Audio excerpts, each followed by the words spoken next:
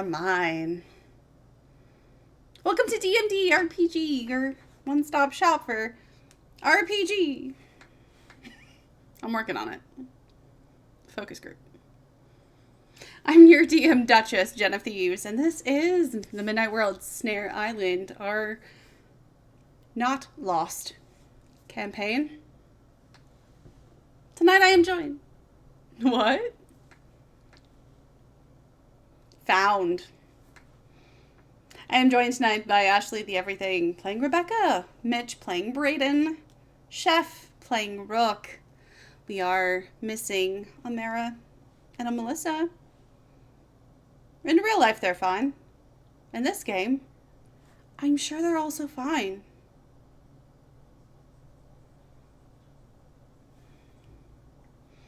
This is one of 3 games this summer season. We also have a Dagger Heart game, Twitch on Fridays, YouTube on Wednesdays, and a Demon the Fallen game, YouTube only, Fridays.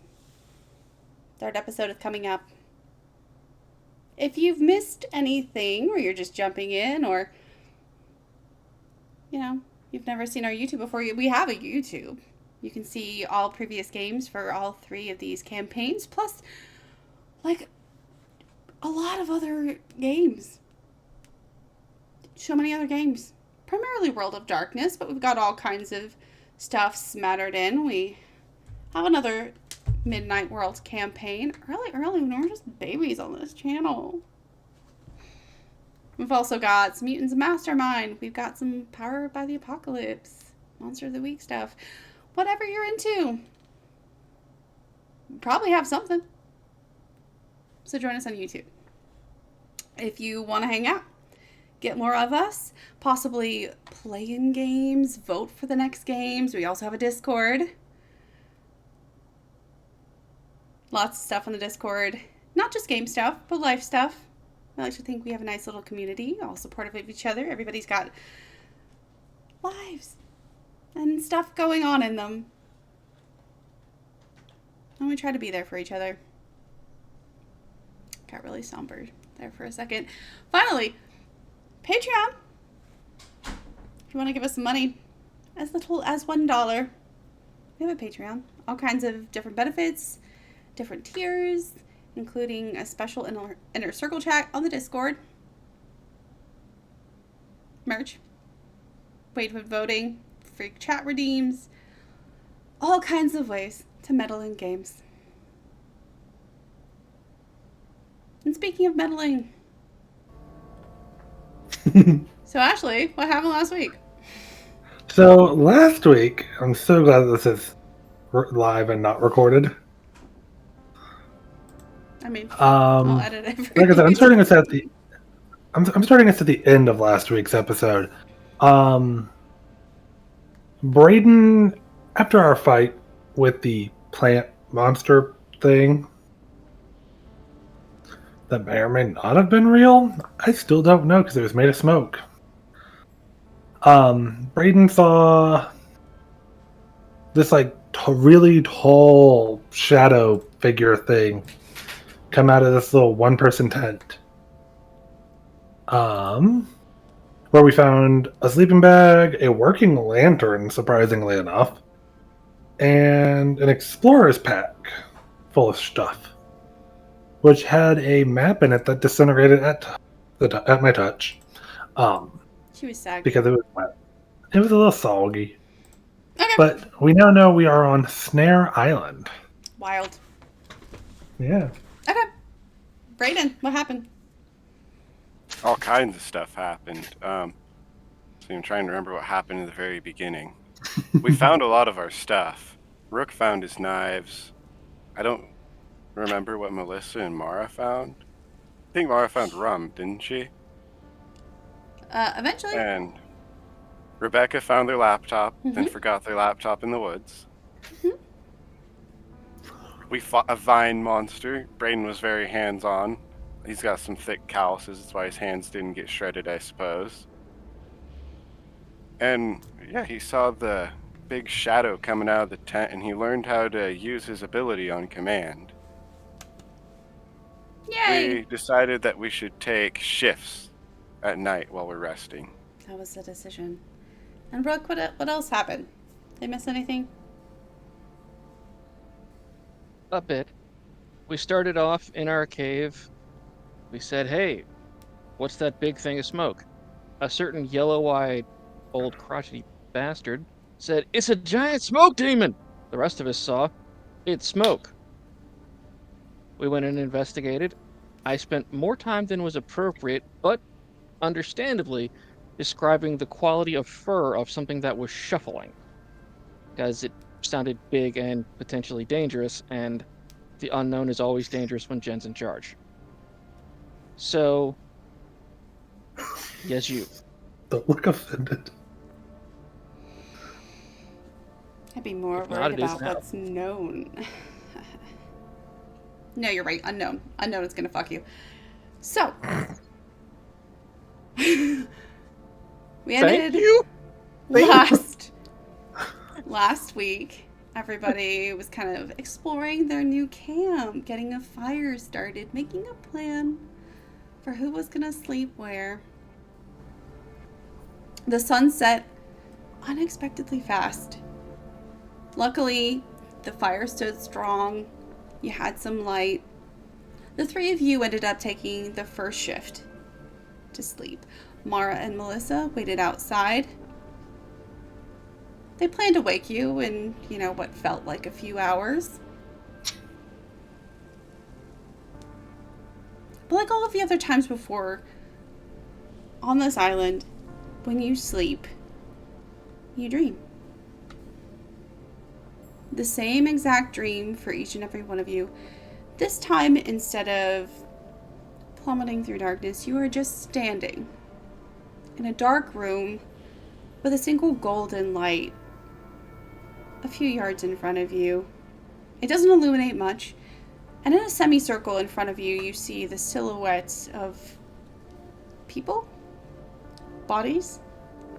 Even if you squint, you can't really see their faces, you can't really see their features, but there are easily 100 of them just facing you, motionless. It's like they're waiting for something from you. You feel like there's a level of expectation. Your body feels numb, but you know it's there. It's holding you down onto the ground somehow, without any awareness of where your limbs are, where you are, what your body is doing. All of a sudden you feel this intense heat on the back of your neck and feel compelled to answer a question you can't hear. It's like a whisper on the wind, so faint. You understand it instinctively, but you don't remember it, and you say, yes.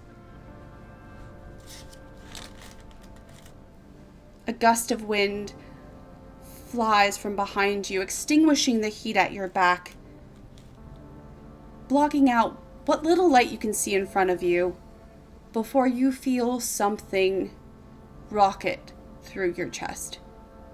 And you wake.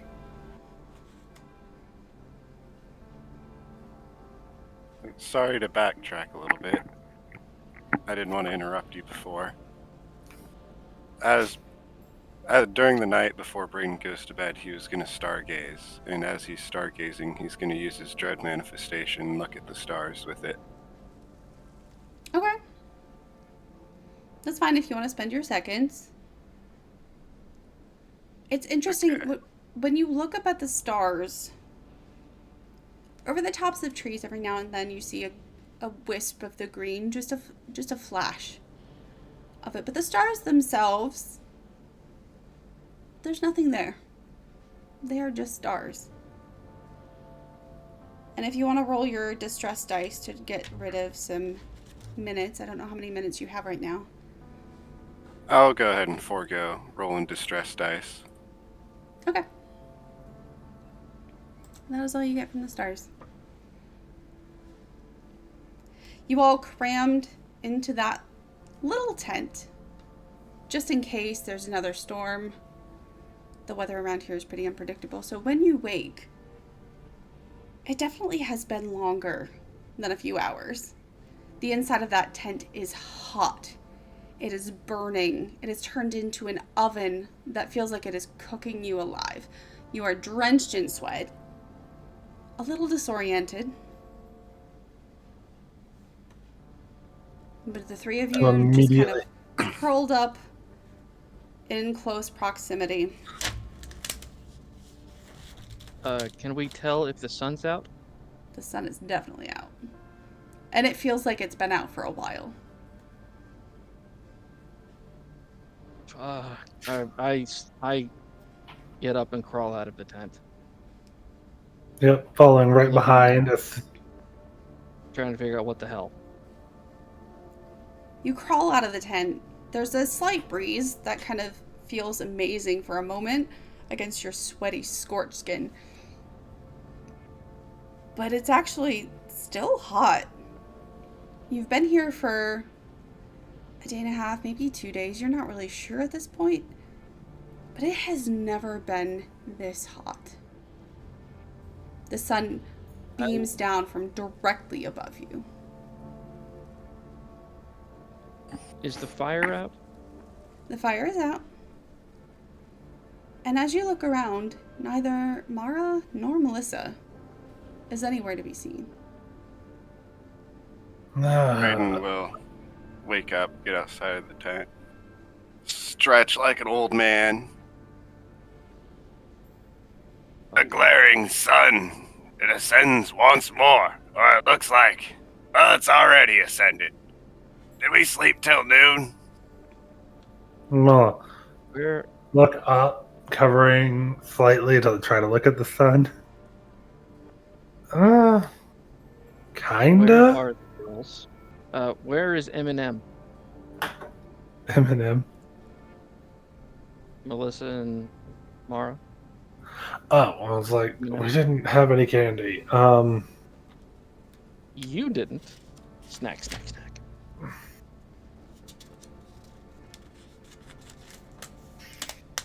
Where the hell are they? I look around for signs of a struggle. I don't know, like blood on the ground or like drag marks or anything like that. Okay. Footprint. Give me intuition vigilance for your investigation. Oh. You get a couple of steps outside of the tent. Just so hot. It feels like you're roasting. The only thing you can think of in that moment is you need water. And you find yourself just starting to wander toward the woods. You don't have an intention. You don't have a plan. You don't hear water. But you just know that's the direction you need to go in. Jade is a good thing. Okay. In that case, I will cut my hands and use my dread manifestation to put water in there, drinking a good amount of it, and then like dumping the rest over my head and everything to try to cool off. Okay, well, add your minute. While Rook is doing that, washing himself off, I am taking my t-shirt off, revealing just a gray tank top that is just soaked in sweat underneath. Just laying the t-shirt over the top of the tent, just saying, no, it's too fucking hot. And I just fanning myself, walking over to the shade as well. Not looking for tracks or anything as to what might have happened to our two missing party members right this moment. Okay. Brayden, what are you doing? He's gonna have his trench coat on still, because he hasn't taken it off. Yeah, fucking die from a straight heat stroke. He's gonna smoke from his tobacco pipe. Don't want a morning smoke. Oh god. That grape was too so You know that's bad for you. Rebecca is You not know that's into a bad morning for you, smoke. right? No, I don't smoke. She's only ever smoked Not- hungover and immediately just a wash of nausea at the idea of smoking first thing in the morning. Blech. What for me, I We had that kind suppose. of- Sure. You two are all Not sweaty. at all. You think a bit warm for you? How the hell have you not had a heat stroke in that damn trench coat, Braden? I wear it all the time, so I kind of get used to it. Show of hands. Who had Walk. wounds from the vines? Just you? I guess so. Okay. Yeah, so the two of us were on helping duty. I got covered in sap, though. As you throw your water-filled hands over your head, just to try to get some of that heat off of you, you notice that where there were wounds, there are now strange scars. They're not that white pink you would normally think of when you see scars. They are actually black. Like the skin itself has been welded back together. You can take off all your damage. Like necrotizing, or like just the color. Just the color. I had 2 damage. Although you but I wouldn't be don't faulted remember for from thinking what. perhaps... You had what, Brayden? I had 2 damage, but I don't remember what did it to me. I think it happened before last game. I don't... Oh yeah, I fell out of the tree. Ah. Uh, Oh, yeah. We'll say that's healed too. No black anything. That didn't like require mending sort of- on the outside, but I sniff at my wounds to see if I like smell gangrene or necrosis. you give it a tentative, concerned sniff.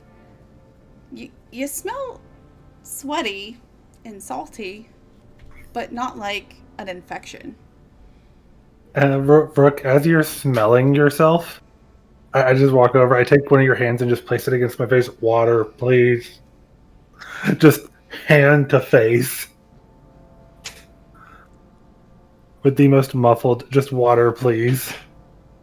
Okay, sure. I do it. Just Sploosh. opens my mouth and just lets it flood in. We haven't seen any other water besides the and him. That's true. Thank you. Why is it so fucking hot?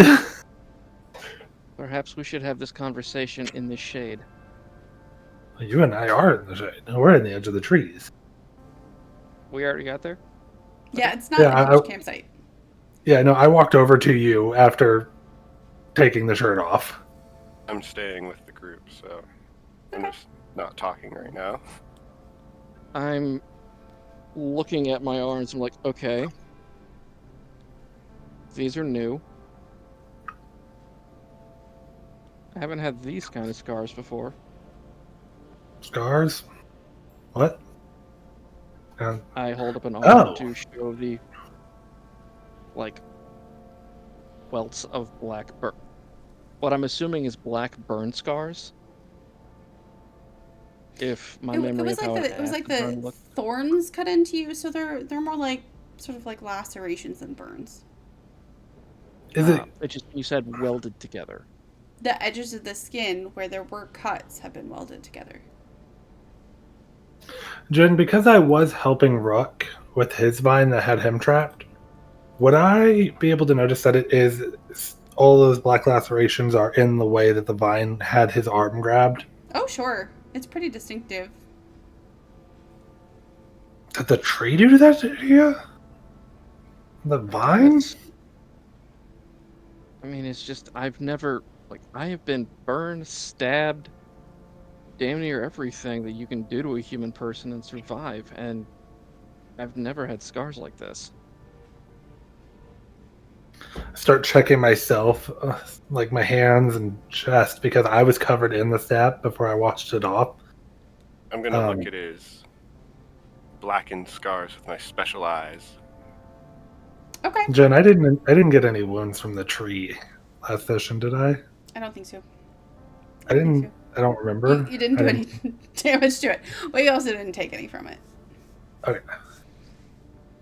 No, I don't have any burns, black marks like that on me. Huh. You spend your minute braided for 6 seconds. Yeah. Okay. Everybody can see. Jen, did he still?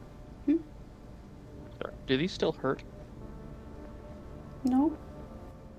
It feels fine. Okay. It feels like a normal scar, as it would, feel weeks later. But it's black. Okay. And the both of you can see Brayden's eyes turn that wild matte yellow. Brayden, you can see the slightest echo above the surface of his skin where the black scars are. There's also kind of like an echo, a whisper, the faintest little shadow of black over top. And if you squint and tilt your head just a little bit to the side, it looks like every now and then it shifts to kind of like a figure 8.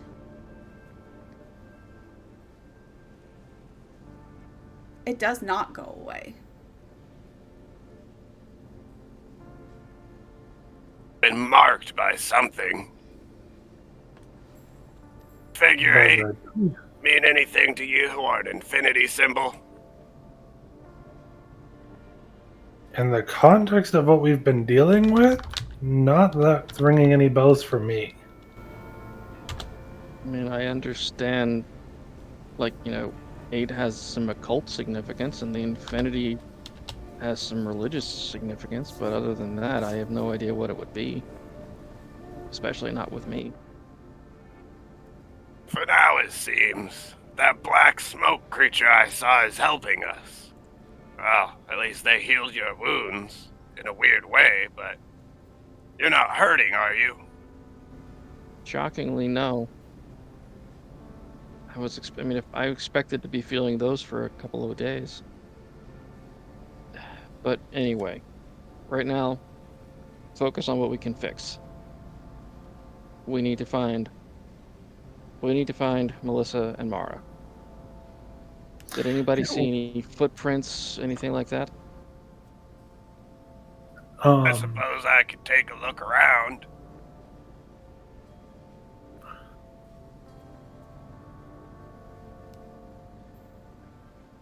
Research wouldn't help as an aptitude for searching for them. That'd be an investigation thing. I do You have said it was investigation. intuition vigilance, right? Yeah. Since you have an aptitude and investigation, Brayden, you can use the one with aptitude. Intuition vigilance. Do I get to look again too? I'm gonna say no, mostly because you don't need to. Yeah. I already botched mine. Oh yeah, that -1. You're not even positive where you are right now. Rebecca, you look around, eye searching.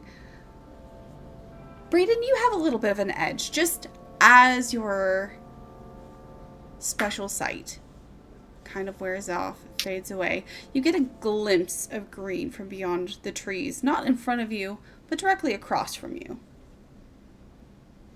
If you head that way and focus on it, you can see some broken branches where it looks like something either walked or was forced deeper into the woods.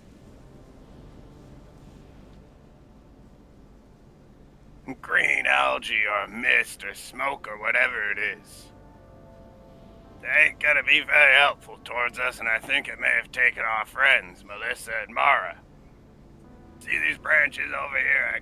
I could see little wisps just a second ago.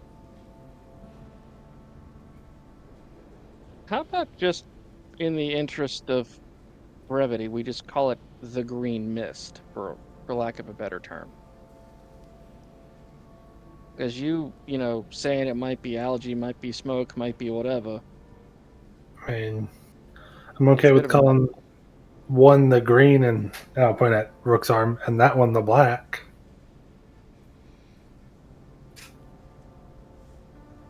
So they're kind of on the nose.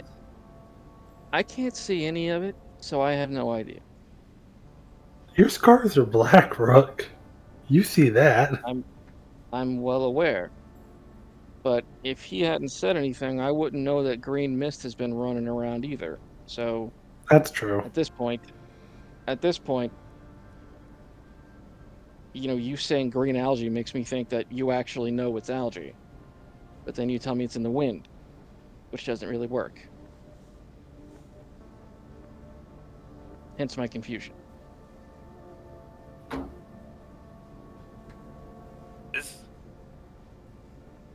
I believe it took the M's with them. Probably weren't too happy what we did to that vine creature. How could they have gotten both of them without them making any noise? That's my big question. I mean, was it a creature? Was it a plant, do we think? Had If it was a quite a plant, it bit would to make drink. sense. She could have been passed out already. And no one there to keep her attention, conversation, Melissa could have also passed out around the fire. Who's to say they weren't taken in their sleep? I mean, we all saw how much of that bottle Mara had to drink. All. Almost all. And she was still acting perfectly fine. She So didn't either she's drink any a... water either. So No. does my Uncle Charles. You don't see me talking about that guy. But She's either a habitual drinker or... either way, at this point, let's follow the trail. Keep your eyes open. Sounds like a plan. Alright, I pull out my knife. Still nice and pissed off about how dull and unhappy it is. I'm gonna grab the Pierce someone with it.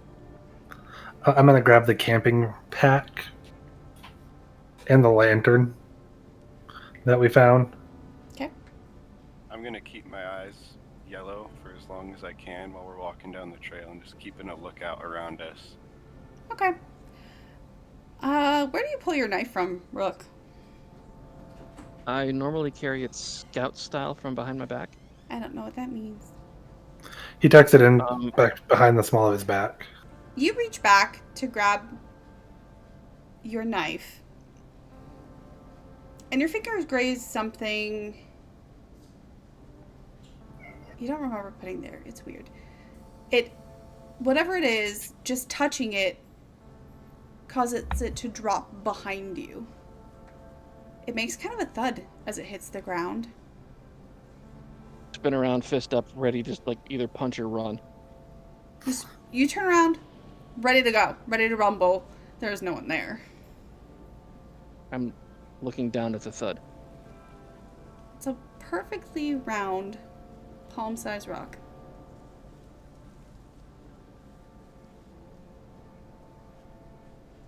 I pick it up. You can thank Ashley for that, by the way. Thank you, Ashley. Okay, you should figure out it didn't redeem a hurt and that land on you. Well. Hey, you found your rock. Yes, I did. The exact rock I asked about and was looking for yesterday. Didn't we say that there was none of those around here? Yes, we did, and somehow it made its way right next to my knife on my belt. Maybe you have a secret admirer with some weird supernatural powers. And as I do the little finger thing like this, I am walking backwards facing him. As you get past the tree line into the forest, Brayden, your special sight doesn't last much longer than that. You can follow the little trail of a whisper of green for maybe 10-15 feet in before your eyes turn back to normal. But the deeper you get in the woods, the more you catch just a whiff of that acidic herbal smell that came from the vines. You don't see any sap, you don't see any vines on the ground. And as you walk along, you can kind of identify a trail of broken branches. But it also sort of looks like some of the breakage has had a chance to grow back, making it exceedingly difficult to follow the trail. a god in the territory of the green. Can you smell it? Look, the vegetation's growing back faster here. I keep my eyes looking up, making sure there's nothing in the trees that's about to reach down or drop down upon us. Okay. Roll intuition vigilance for that. And anyone who wants to try to follow the trail, roll me acumen composure. Woo! I didn't tank. Rolled a whole 1. Yeah. It's difficult, but at least Brayden manages to keep an eye on a broken branch every now and then. Here's one, here's a little bit of a distance, here's another one, here's a scuff in the dirt, here's an uprooted plant. Rebecca, you don't really see exactly what he sees, but you can follow him along just fine. Rook, you keep your eyes upward, and so far, as you move along, you do not yet see anything of concern.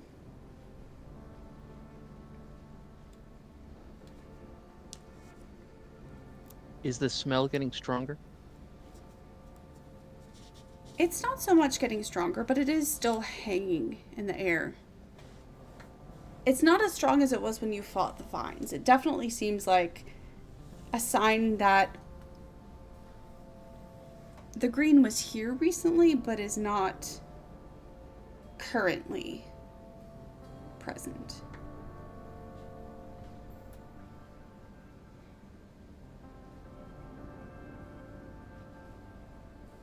It's kind of like the perfume Miss Yvonne used to wear.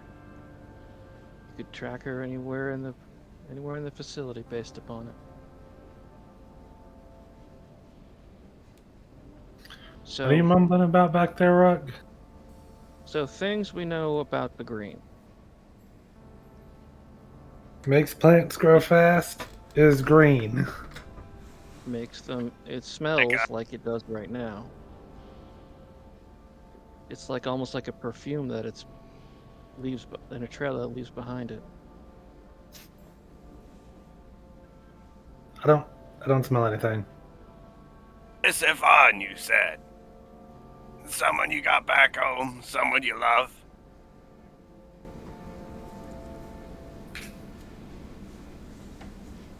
Yes, she was.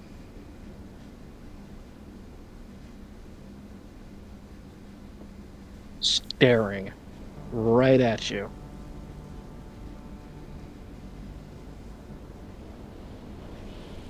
I'm sorry to hear that. Thank you. Start walking again. As you start walking again, after having been somewhat distracted from your task, roll me, let's see, coordination, toughness.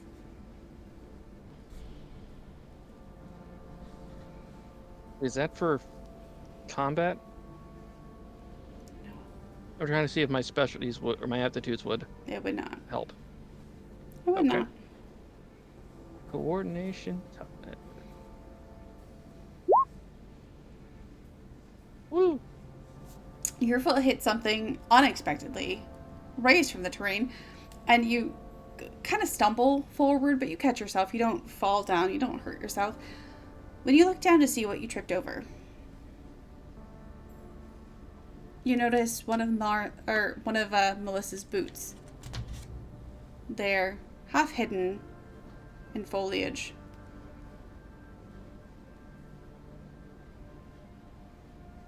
Guys, I pick it up with the point of my knife, not knowing if there's something in it. One rattlesnake in your boot will change your whole perspective. I will immediately take the boot and start shaking it, like trying to see if there's knock anything that would be in it out. There's like a tiny pebble that tumbles out, but nothing living. Is there any sign of tearing or blood? No blood. The heel of it seems a little scuffed in a way that normal wear and tear probably wouldn't. Huh. Heel scuff, like she was drug or something.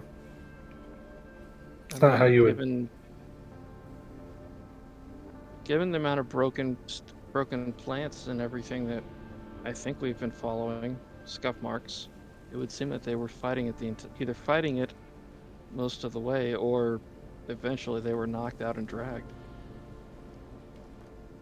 It's a good possibility, and I'll take the laces of the boot and tie it to the bag. Okay. I'm bringing back her damn shoes. She was so excited to have these boots. It's hard to find good boots. I just picture like Melissa's walking around in a pair of Timbs. Cuff thump, cuff thump, cuff thump. How long or how far do you try to follow this path? For as long as I can, anyway, which is as far long as Brayden can. As long as there's signs showing me where Melissa and Mara may have been taken, I'm going to continue down the path. The further you get, the harder it is to see. It looks like the regrowth has had either more time or more effort, or it's... Brayden, you can maybe assume it's closer to the source of whatever power it is that causes things to regrow. The forest gets denser, it gets harder to keep track of what's broken and what's newly broken. And eventually you come to a point where you can't be positive which direction to move in. I'm going to use my dread sight again to just look around, see if the green is more concentrated here. Okay, 6 seconds. Your eyes glaze over with that yellow. You do see, woven throughout the trees every now and then, a glimmer of the green. Like it's still working, it's still present here. There's not a huge mass of it, like you've seen on the wind or seen in the ocean. But you do see just little sparkles of green all over, all around you. You are in it.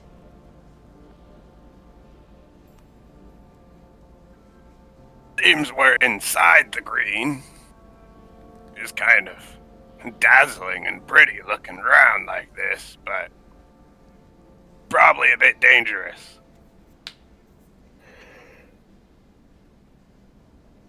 Yeah. I'm pretty sure, Brayden, everything we've dealt with so far has been some form of dangerous one way or another.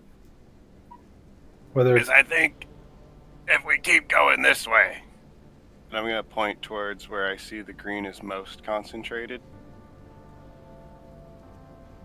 I think we can find Melissa and Mara down that way. I see a little bit of hints, a little bit of tracks still. Okay. Alright, let's keep going then. Everyone I roll mean, me. find them or Intuition find vigilance.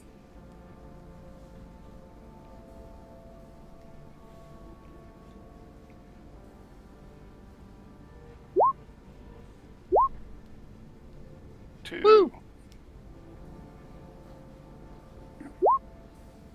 I got a 2. 2s all around. Alright. As you make the decision to start safarying through this denser patch of woods, all of you catch on the hot wind the smell of barbecue.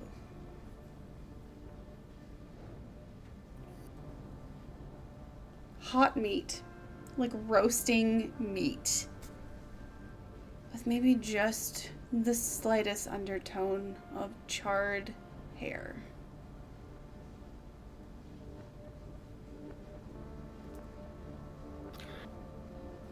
Oh, shit. Smells like a burned animal. Smells like some food. Doesn't smell human. It doesn't smell human, does it? How would you know what charred human smells like, Rook? Having been burned enough times to know what my own flesh smells like when it's burning.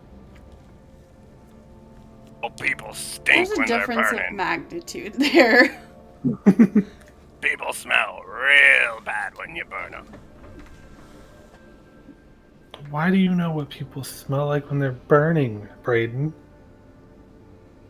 In the UK, around what's a rural town in the UK? I can't think of one. Right. I'll just make it. Careful what town you say, Mitch. I have friends that live in the UK. In Or Glenheim, Smithersham. there was a fire cult, and they would throw themselves in the fire. You could hear them screaming for hours. They'd burn themselves alive. Oh man, the smell.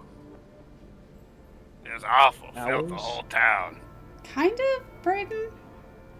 Kind of that smell. Kind of that smell. Kind of.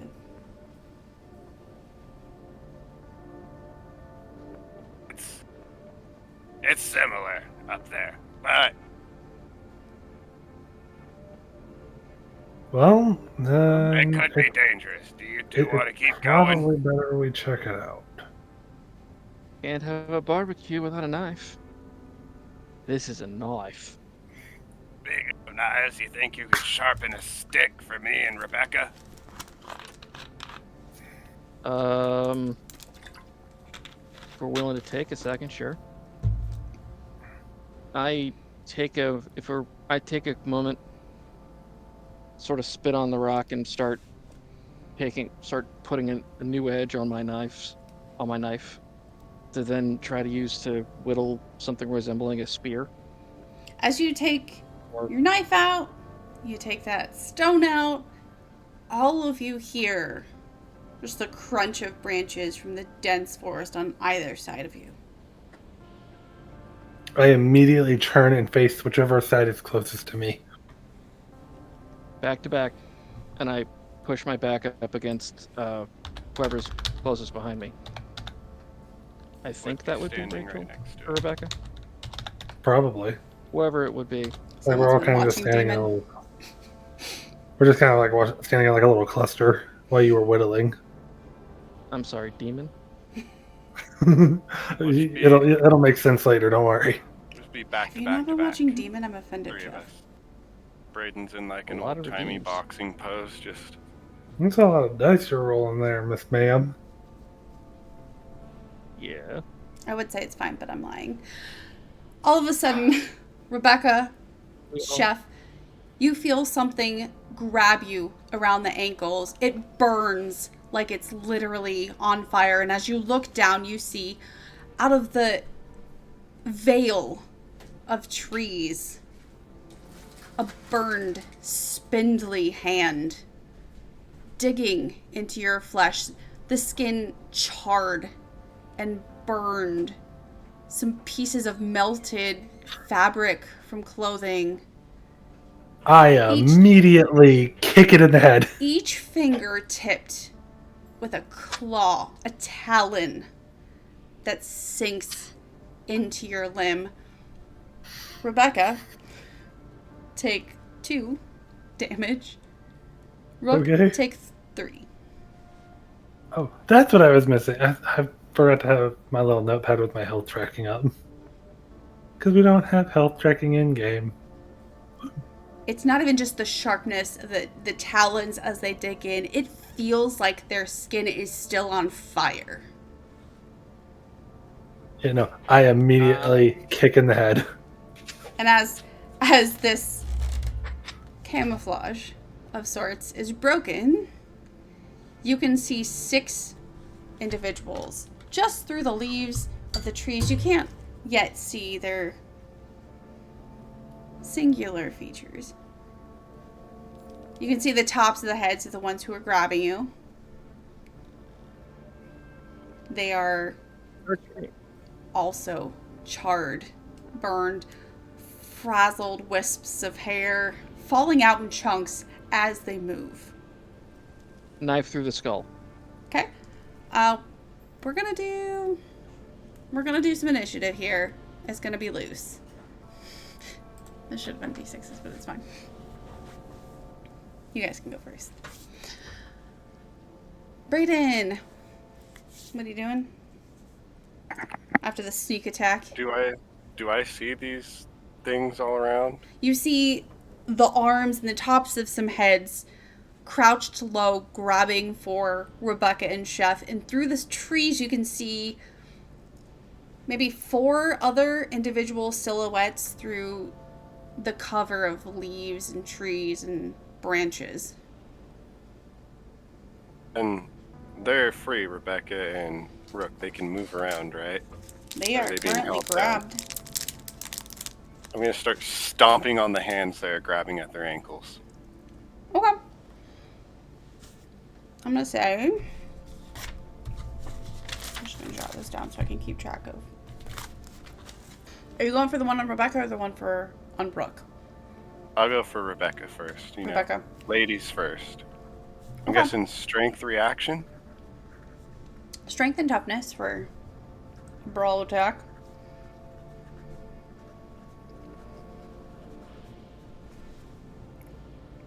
One. 1. Okay.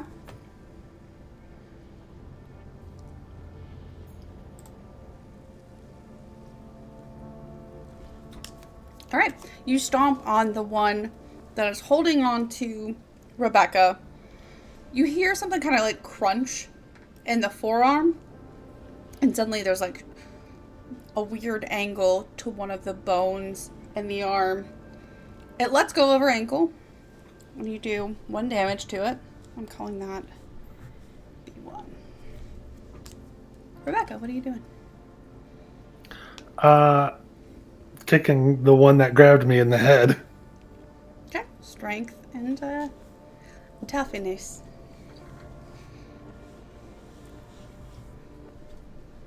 Caught a tree.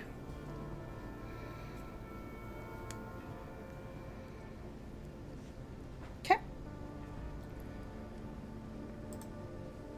Girl might be a writer, but you know what? Carrying books is a good exercise. You haul back, like swing a leg at the arm that's just like released you. You also feel something crunch in the forearm, and like the fingers start to twitch and tremble as this body, this thing, pulls its arm back, cradling it like that actually hurt, and moves to unfold, standing up. And as it stands up, all of you can see that where there should be eyes, there are just holes with the slightest bit of inky sap, liquid, something thick and viscous, leaking down their faces. Do any of these look like any of the passengers that were on the plane with us? Roll me. You would be the one to do the people watching. Roll me. Man, what's memory? Roll me acumen, composure. What? Would I have aptitude because of investigation?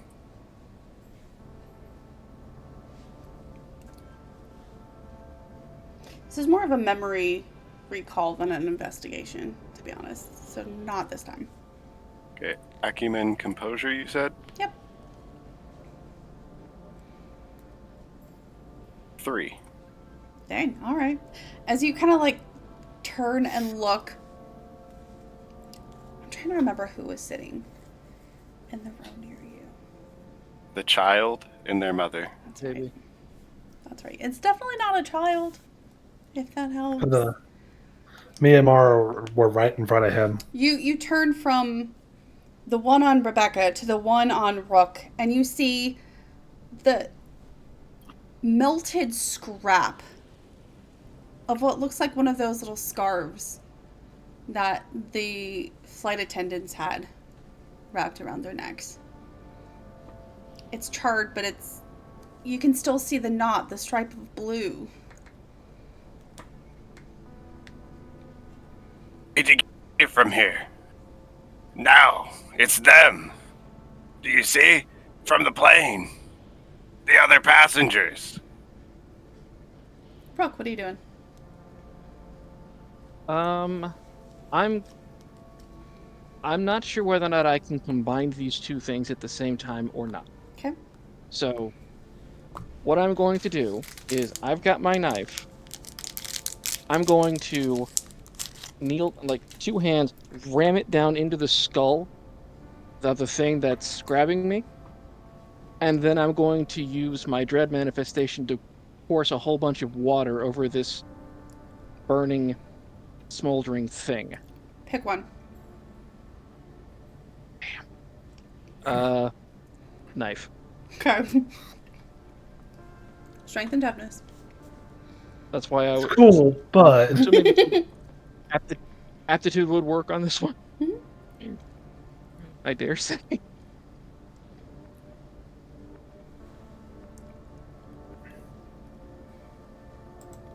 Nice. The one on you, right? Yes. Okay. Your hand rears back. You slam the point of the knife down into the skull. It sinks in. It sinks in deep, just exactly as you would kind of expect it. You can feel it scrape against the edges of the bone, the tiny vibrations, like, flowing into your hands. It's Oh yeah. a little disturbing. Kinda comforting. And maybe you kind of expected them to behave like zombies, like a headshot will do it. One shot and you're done. I expected most things when you put a knife in their skull normally stop attacking you. That was my rationale. It does not. It like wheezes and gurgles in response to your attack. And you did a little damage to it, but it does not let go. As it like gathers its feet underneath it to try to stand up and face you too. Sort of like Okay. looking up at you from a crouch.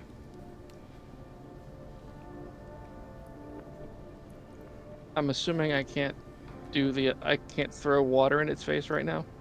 Nope, you're gonna have to wait. Damn it. That's exactly what I expected, but damn it. You I was hear like, is in she giving me a pause to let me? in front of you where the direction you were heading to, the path you were following, the depth you were trying to go to chase Mara and Melissa, you hear more crunches, more rustling as two more of these horribly disfigured bodies emerge from the foliage. You can see from the color of his burned and melted shirt, Rebecca, that one of them is the old man from your row. His flesh half burned, half like melted down to like merge with the shoulder. His head like forced tilted to a certain angle, those empty eyes staring at you. And Brooke, where you plunged your knife in, just the same kind of black goo has started spilling out from the slit. What does it smell like? Like tar or like organic? Neither. It smells a little bit like burning, but it's not anything you can put your finger on.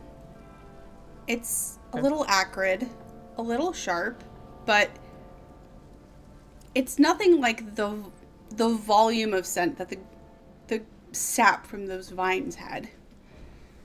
Okay. It doesn't smell rotten. Okay. Would my privilege also help me identify who I just stabbed? Sure. You can see the little, I keep wanting to say ascot. It's not. It's just a little scarf tied around her neck. Mhm. Little like frazzled, crispy chunks of Mm. pearls that kind of like some of I got them spotted. tumble from her burned, disfigured scalp as she like cranes her neck to look up at you.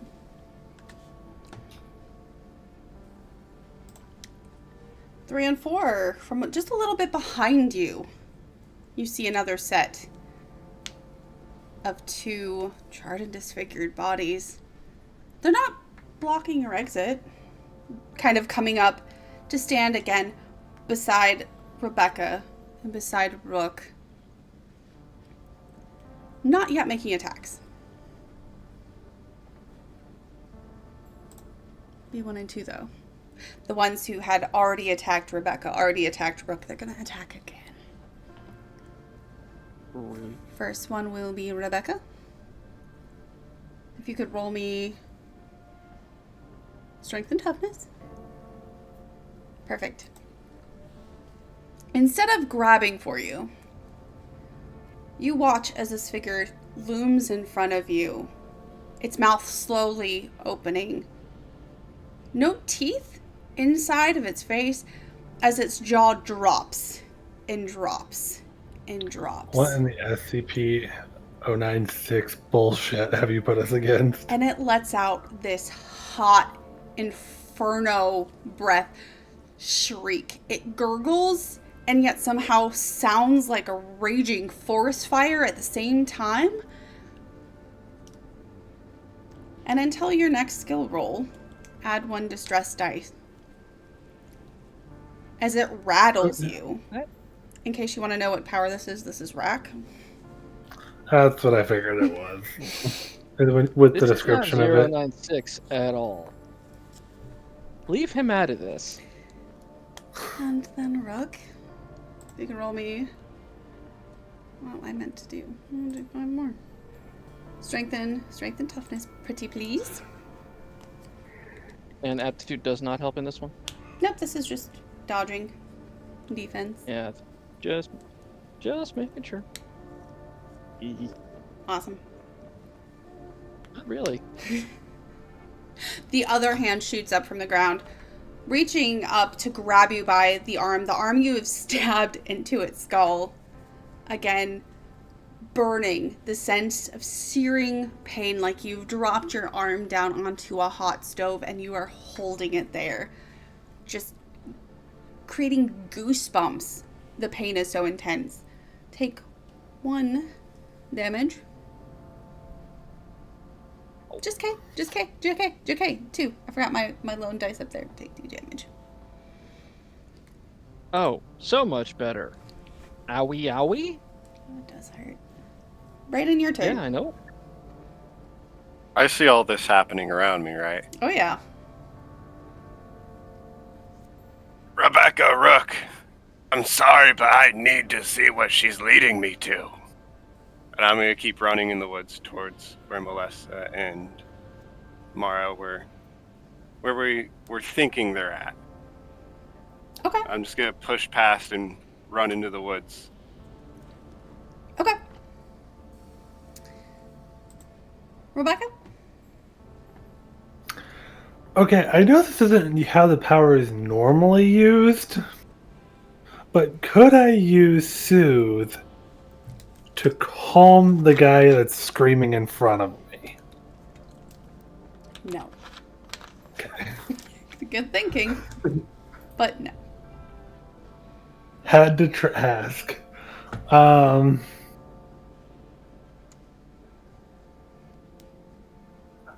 I'm gonna try and help Rook get free. That way we can follow after Brayden.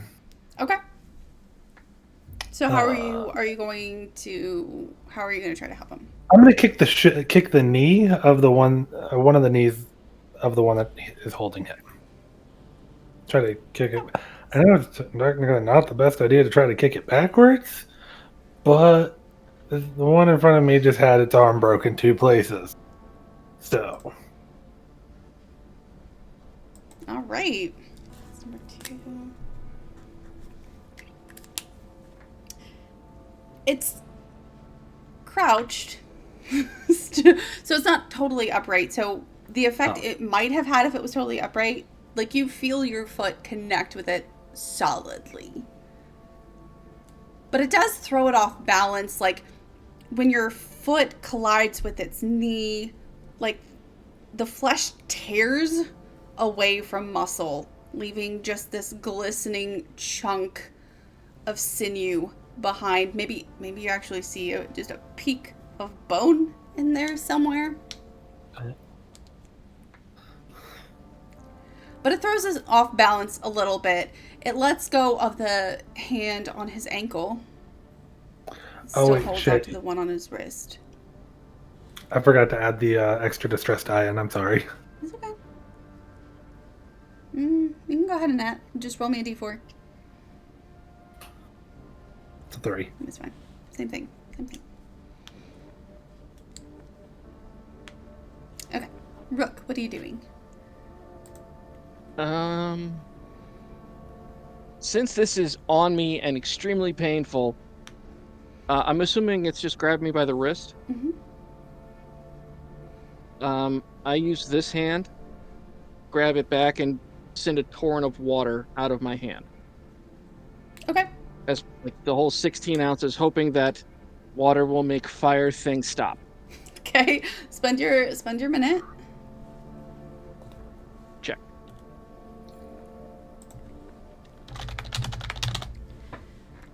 As water like shoots out of the palm of your hand, you hear it sizzle and turn to steam immediately. Yay, steam burns. Mm-hmm.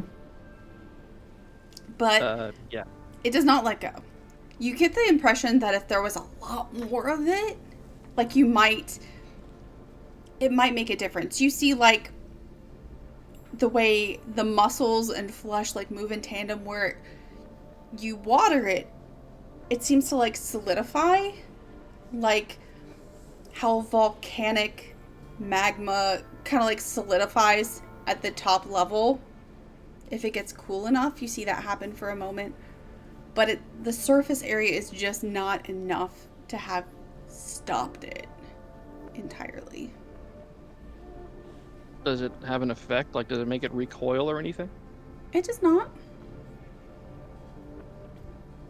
But like I said, if you're pretty sure if you could get access to more water, or maybe if you just keep going at it, it would help, but you're a little short on time right now. Like if I hit it in the face? Maybe. Or I don't know, on the fingers, the part that's actually gripping you.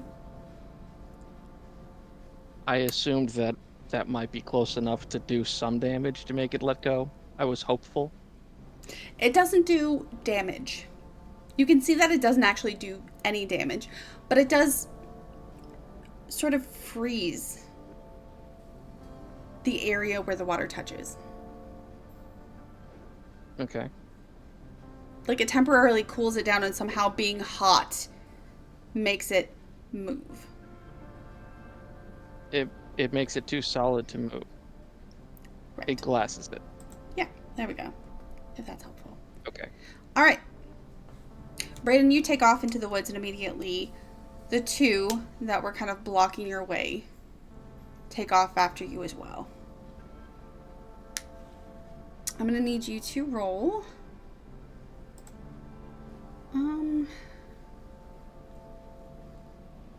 Coordination, endurance to try to outrun them.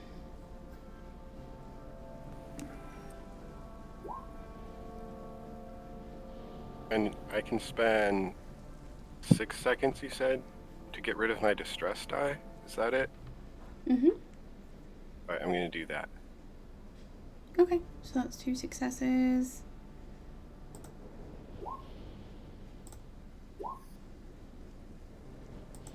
Okay.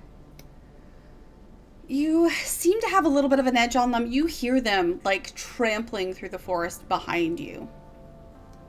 You actually feel the heat on the back of your neck, and for a second you remember the dream that you had, and you don't yet know everyone else had. But so far... I won't let you catch me. I need to get where she's leading me. You, so far, weave your way through the woods. You have lost track, really, of any semblance of the path you were following to try to get to Mara, to get to Melissa. There's no sign of it anymore. You're just running. Am I able to use my dread manifestation for my eyes as I'm running to follow the green wisps as they're getting stronger? You can initiate that on your turn. Okay. The ones off to the side of each of you, Rebecca and Rook, as it seems you are still fighting, they will jump in and join. Rebecca, roll me strength and toughness.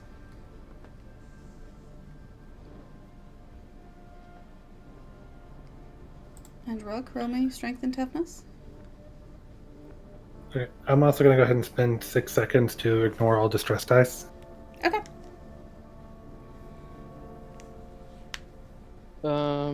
I'm gonna go ahead and spend 3 to give me a D8.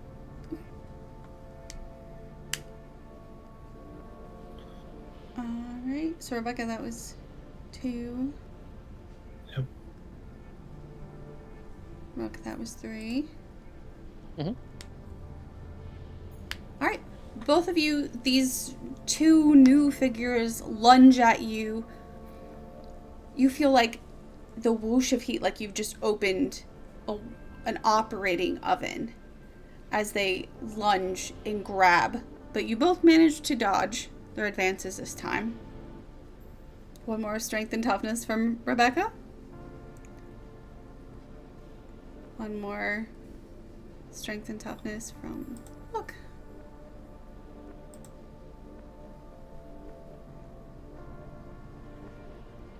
Rebecca, the one that was screaming in your face, immediately reaches out to grab you around the throat, and you feel that intense burning all over again.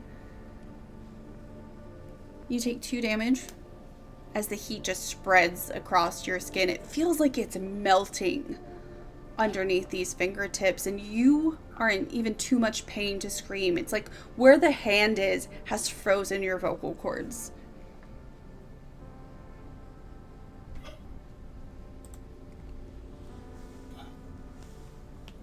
Rook, the one that is on you kind of like swipes their free hand at you, talons like ripping into your shirt. It slices the fabric of your shirt, but you manage to like pivot your body in just enough time to avoid actual damage. Brayden, are we still running? Or are we going to use our power? Movement is the same as using an action, huh? So I'd have to stop to use my dread manifestation. If you can do normal movement, but not necessarily running.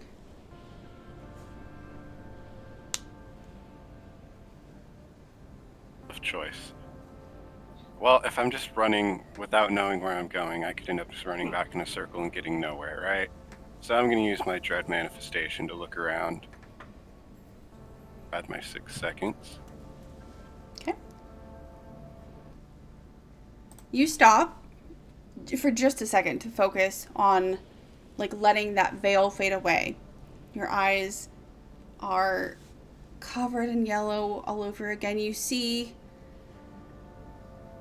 just glimpses of green everywhere, except immediately around these 2 burnt, charred people as they rush towards you.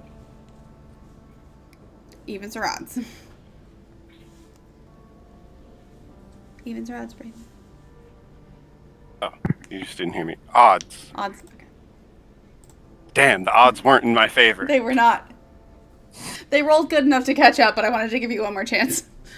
As they rush at you, you can see just a halo, an aura of black around them. And in the middle of each of their foreheads, you see a dark, sooty, it's like an 8, but it's got kind of like a tag at the top. Like a half moon, a little off to the center. It's a symbol you've never seen before, but both of these figures, as they lunge at you, have them branded there on their forehead. She'll give me 2 strength and toughness rolls. 0 on the first one.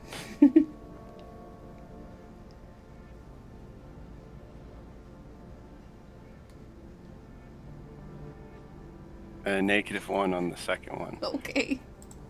Can I use seconds on those, or is that like once per round? I can use the seconds to get rid of distress dice. How many seconds? You haven't spent any seconds this round, have you? I don't think so. Yeah, it's a new round, isn't it? Because I used them to get rid of my distress dice while I was running. Right. That was the last time I used it. But So- you did spend, I think the seconds for dice are different from like the minutes for your, which would normally be minutes for your power. So you can spend some seconds for whatever on either of those rolls. On the -1, I'm going to get rid of my distress die. Okay. So just zero successes. Can I add 6 seconds to give him a D8? To which roll? Whichever one he uses. I'll put it on the same I don't know one. which one of these. Okay, Okay. that one. Who rolls the D8, me or Chef? If You. you could actually, hold on. If you can explain, Chef, how you're helping. Yeah, that's a good Remember, he question. ran away and left us. Spiritual encouragement? There was really one answer No, I that's- was probably going to accept, and that is not it. Honestly, I Was it don't run, have Forrest, a way run? because, yes, if Rook has noticed this guy, that he has cheesed it, the term backstabbing traitor comes to mind, so he wouldn't even be able to do that. So Okay. you got me there. Okay. I'm not even trying going to to be ask nice. if I can. Because as you said, I've been grabbed around the throat and can't even scream. Can't even scream. You are in a pickle. Okay. So basically, did you want to? Nope, you've already spent your 6 seconds. Do you want to do anything on the previous roll? Because I will let you add seconds for a D8 for the previous roll. I thought I was only allowed to spend 6. You are, per round. but it's 2. I'm combining bad guy turns. So Okay, so yeah, I guess I'll do that. I'll spend 6 to get rid of any distress dice. Would that help me, or should I re-roll? I would spend seconds to. You've only got 2 to reroll, but I would spend seconds to reroll because you did not fail any distress dice on that one. Okay, I'll spend seconds to re-roll. Okay, I'm still learning the dice, it's fair. That's fair. and it's 2d4, right? No, 2d6. No. D6. All right. Yeah. 2d6. 2 and a 4. Nope. So didn't help. That's okay. So both of them like converge on you. You feel just a rush of heat. Like you are suddenly under the broiler. One grabs for your neck, the other grabs for your arm. Just they don't seem to be trying to do anything but stop you at this point. But it hurts. It hurts in a way like you've burned yourself on like cigarettes and matches and lighters before. It's that times 1,000. For a second, it hurts so bad that you cannot think. You are frozen in place. You're going to take 4 total damage from both of them combined. Okay.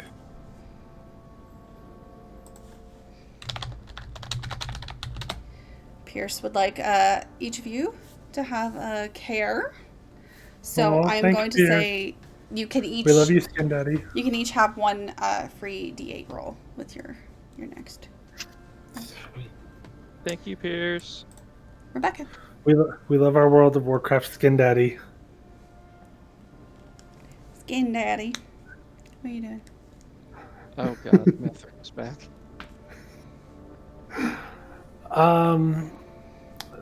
Just to make sure, the one that has me by the throat has not lifted me off of the ground yet, right? Now your feet are on the ground. Cool. I'm going to pull out a Pierce Classic, and I'm going to try to drop kick it while it's holding my throat. Okay. Kasu needs a windpipe. I'm also going to spend 6 seconds and use Pierce's D8 that he gave me to have 3 D8 added to my roll. Okay. Because what you're trying to do is so very specific. I'm gonna say coordination toughness. Okay.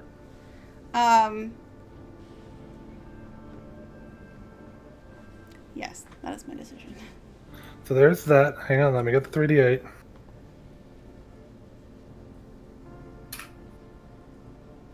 Okay, so a total of 3. Alright. It doesn't really hold you up when your feet leave the ground. But your feet do like careen into the tops of its thighs. You feel something crack in one and it just topples clean over. Evens or odds. Evens, always. Falling on top of you. Ooh, that's gotta hurt. You can actually hear the sound of your shirt start to sizzle.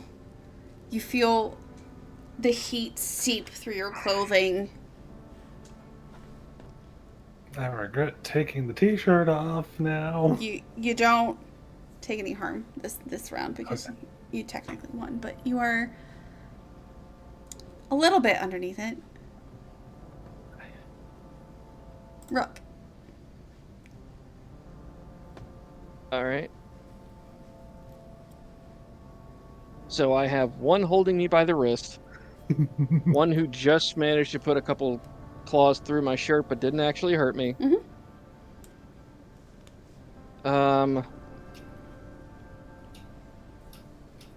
I'm gonna spend a minute and Oasis right to the face Okay. to try to freeze this thing solid and hopefully make something hurt. Okay.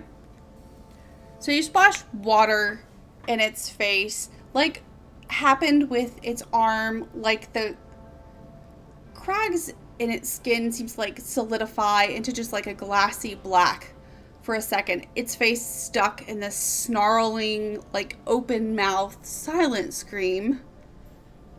Okay. But it's the equivalent of What a glass about- of water. It's not quite enough to douse the entirety of this being. I, the player, think I know how to do this. He, in a pinch, dealing with what to him is a fire skeleton, has no idea. He's aiming for what he thinks are the weak points. I will say that being unable to move its face is distracting enough that it can't act this round, just to give you something from that. But it is still holding on to you. Okay, just out of curiosity, and I'm not trying to change what you just said, I'm trying to understand. When the water touches what blood was coming out of its head, does it react in any way? It kind of freezes like the rest of its, like. Okay, so it doesn't react or explode or anything? No. I'm hoping. The only thing he knows how to do with this is stuff that he's seen in either video games or TV. Just don't turn around, Rook. It looks so much worse over here. All right. So I don't want us to be stuck in combat all night if we don't want to be. Do you want to try to narrate our way out of this, or do you want to keep fighting? I am okay with narrating our way out. I'll narrate. Okay. Mitch? The only one I'm not okay sure with narrating about is Mitch, because basically these creatures are trying to keep you from going too far into the woods, and at least in that direction. So I don't know how hard Brayden would fight to keep from being turned around, basically. Oh, but remember his flaw. I don't know what Given his the flaw is. circumstances and the fact he's being led to this place by a specific person from his backstory, he's giving it everything he's got. Okay. They're gonna have to knock him out to get him to stop trying. Okay. Then we'll just do some quick rolls here. How much? What are you at health-wise right now? I'm at 8 health. 8 health. Okay. So we'll do 2 rounds, basically. You versus these 2 guys, and then whoever comes ahead on damage is gonna win. Is that cool? Yeah, that works. Okay. So you can roll me your strength and toughness to try to get away from them.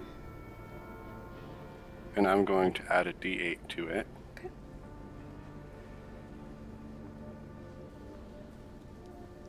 So that's a 2, and then the D8. Remember, that's only 3 seconds to add a D8. Oh, we got the care, I thought. Yeah. Oh, yeah, We okay. got a free D8. Yeah. Okay, so that is 3. So is defense. And 2, so that'll be 2. Do you want to put that 2 on number 5 or number 6? On number 5. Number 5. Okay. Alright, so number 5. Number 6. Give me 2 defense rolls. Strength and toughness again. Now I'll spend some seconds. Okay. So I'm just going to spend 3 seconds to roll a D8. Okay.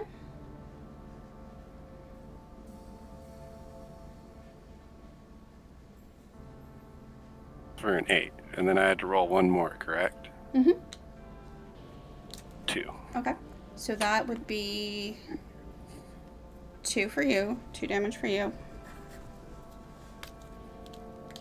And then roll me 1 more strength and toughness. I mean, yeah, I'm going to spend some seconds again. Yeah. This counts as a separate round, right? Yeah. Alright, 6 seconds to get rid of distress die. Okay. Looking at that, it looks like those 3 1s came from the distress die. They did. That they only ever count against you if it's distress die. Okay. So that would be 1 success. You do no damage that round. And then roll me 2 strength and toughnesses for defense.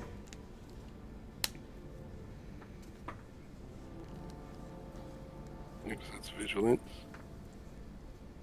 First one. I'm spending seconds on every round, it seems. It's not a bad And play. it's only making it worse because eventually those seconds turn to minutes, which turn to distress dice. I'm at 8 minutes. Woo! So, yeah, Oh, I dude, you can spent power level through this. You can I level spent up. this stuff to get rid of the distress die. Okay. The 2 1s on the distress die. Okay. I'm the only one who hasn't been power leveling right now. And then give me 1 more defense. Oh yeah, there's 1 more. Mm-hmm.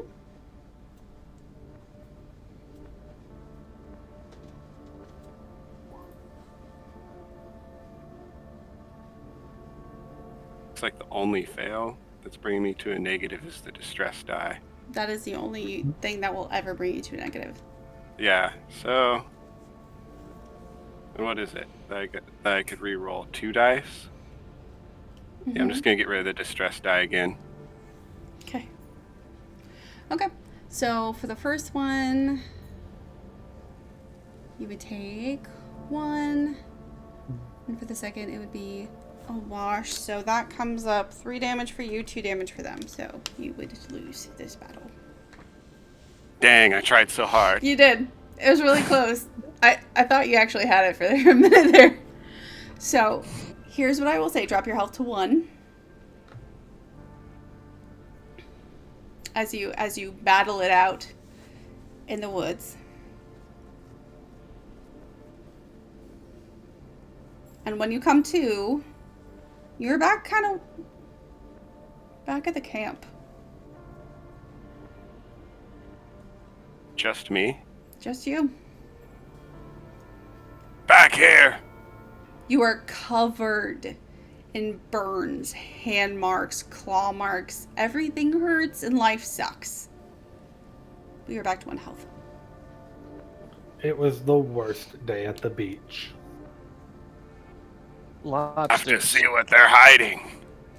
So I'm gonna say, Lobsters- Rebecca, Brooke, eventually you guys just like peel off and like head back in the opposite direction because this sucks and you want no part of it. Yeah. Hands are now burned because I had to push that one off of me. Maybe lost Well, the your whole lantern. front would be burned. Your At tank least top you is steam burnt and singed. then sweat. There's holes now. Like it's kind of like melted. You have to like pull it away from your skin. Which is agonizing.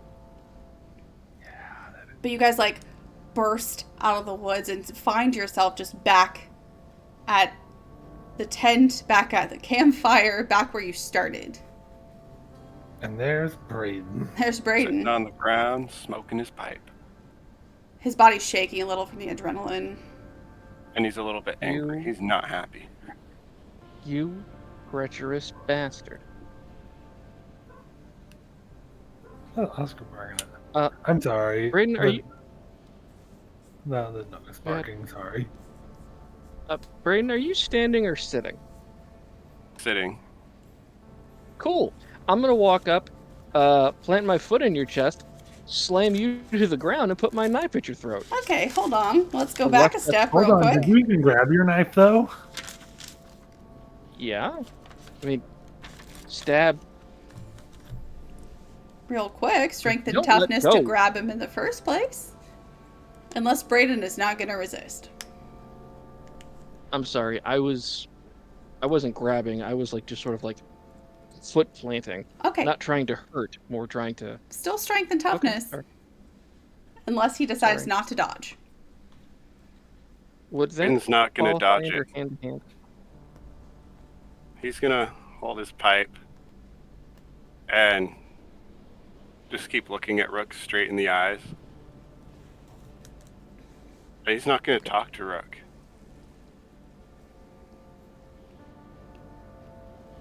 You fucking left us to die.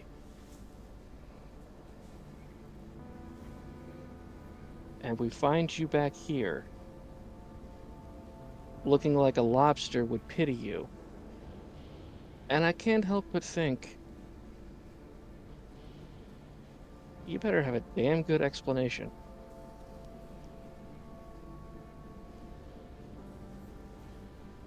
I'm not sure I can trust you. Do you have a choice? I think I do. In fact, I know I do. I don't trust you. I take my hand, reach over, put it over the mouth of his pipe, and run water through it, extinguishing his smoke in his face and letting all of it dribble down onto his face. That do you try to dodge. I'm not holding my pipe at my face right now. I thought you were smoking it still. No, I'm just holding it in my hand. Oh, my Because you mistake. pushed me to the No. ground. Then I grab your pipe, hold it, and soak it. You try to stop him from that. No, what's water gonna do to it? Make it wet for a while. It's more the spirit of the gesture more than the gesture He itself. said he wasn't going to stop you. You don't trust me.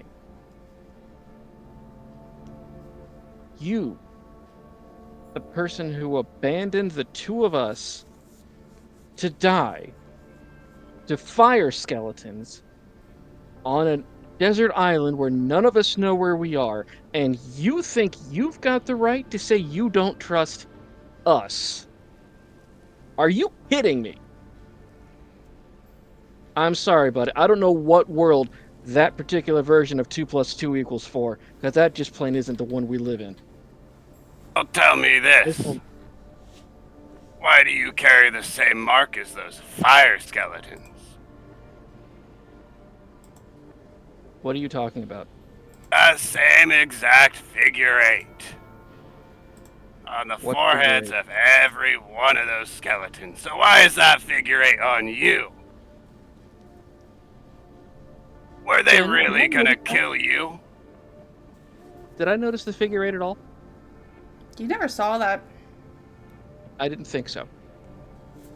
First off, I think you're full of shit. Second off, I don't know what the hell you're talking about with a figure 8, because these are random burns. Clearly not an 8, more of a spiral, to anyone who actually has functioning instead of completely yellow eyes. And, again, do you see all the burns? All the burns. All the burns on all three of us. And somehow you think I'm in league with them when you led us there, you absolute moron. If anything, we should be Is saying, it how not did you get suspicious into that you get these serious injuries and then instantly they're gone? With these black scars. You broke your leg, bones jutting out. Next I'm day, aware. you're fine. This Yes. vine shreds you apart. Next day, you're fine. I'm sorry, I'm a bit suspicious of you. You led us quite easily into an ambush, got us bushwhacked by burning hands, and still somehow beat us back to camp where you are sitting, seemingly okay, smoking a damn pipe. And you're saying Okay, that somehow look at me. you have the Charred, high ground. cracked, covered in blisters, head to toe. Yeah, I've had worse at the pool. Deal with it. You think if I were okay, you'd be able to just kick me over like this? Don't really care. At this point, right now, I'm kind of wondering why the hell I shouldn't just put this knife through your eye. Do it if you want to. And it's at that point where I'll actually come back over and be like, no, Rook, and I'll get between them. What? Hand does not move Look, from the stab position. What?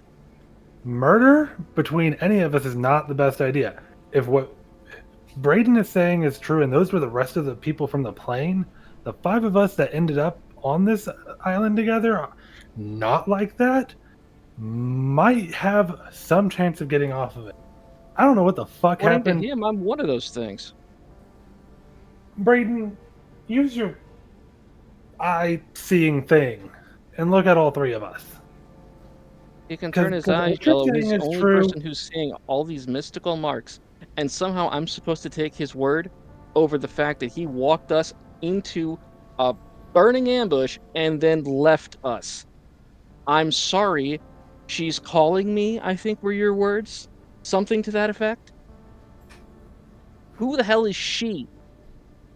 You're talking to people that aren't there about stuff that's not there, and you managed to damn near get all 3 of us killed.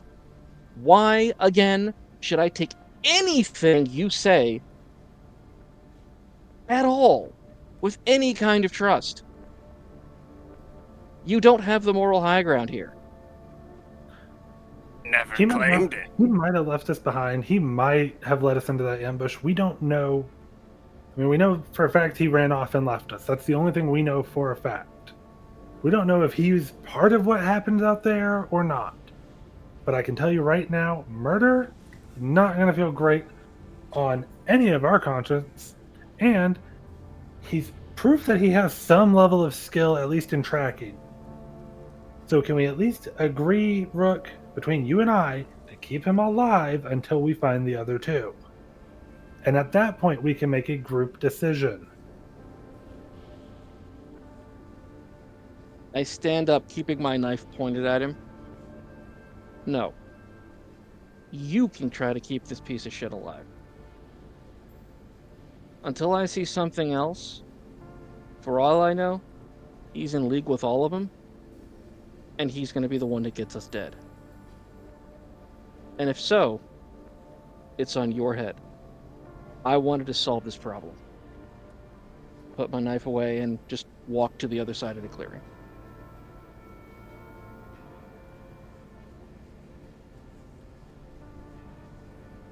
I'm sorry, Rebecca, but it's nothing personal. Don't. Before all of this, we were all strangers. We've ended up in a shitty situation where none of us really knows what the fuck is going on, Braden. What I just want a straight answer right now. Who was calling you? And what all have you actually been seeing? Someone's calling me. I've been led. And You the said lady she was in calling you yellow. and ran off. That's why I'm here.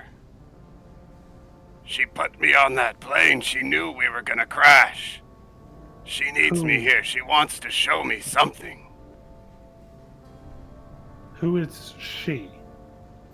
You keep referring to this as this person, like she's some kind of omnipotent being, Braden. I believe last night, in our dreams, I saw her. I felt her. Well, my dream, I don't know if we're still sharing dreams. You saw the golden light too, right? Golden ray of light, a whole bunch of silhouetted people burning on the back of the neck. Yeah. That light, it was her. It felt like her. It looked like her.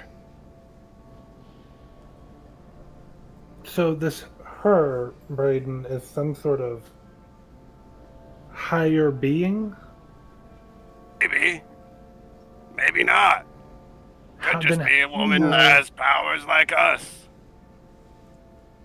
If that's the case, why hasn't she shown herself to the rest of us? Why isn't she here? If she really had your best intentions in mind, she would not have put you on a plane that was destined to crash like it did, where you still could have ended up dead. Back up. I don't know what her intentions are. I'm just following her. And I love her. How can you love someone without knowing who they are? I know who she is. I've seen her plenty of times. Love at first sight. Haven't you ever heard of it? Only in books, Braden. Only in books. Well, it's real. And Jen, while we're doing this, I'd like to go ahead and use Soothe on Braden to... Okay. I would do it on Rook, but Rook walked away. Spend your minute. Yep. Braden, roll your distress dice. I believe that would be 4d4. Yeah. I just looked at his last roll.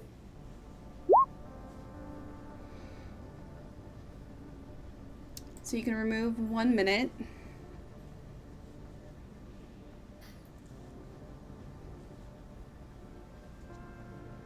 Believe that she's here somewhere. How And I was running towards her. Wherever I was going, she was there. She had to have been. Okay, we were following you down that path towards what you were saying was like the heart of the green area, because you said there was more of it there than anywhere else you'd seen so far. And then those things pop out and attack all of us, from the looks of it. And that black smoke I saw.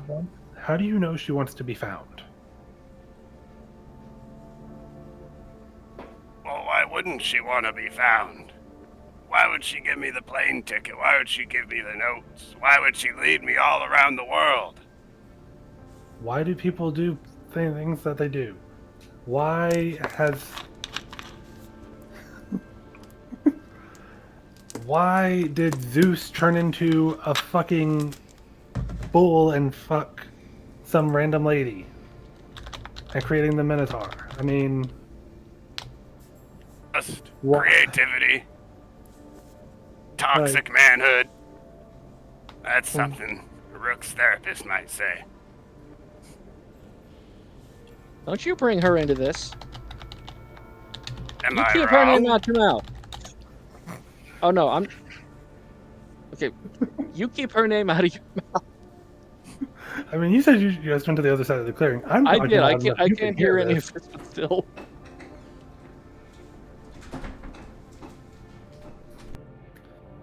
Perhaps Rook doesn't know anything of these creatures, but something connects them.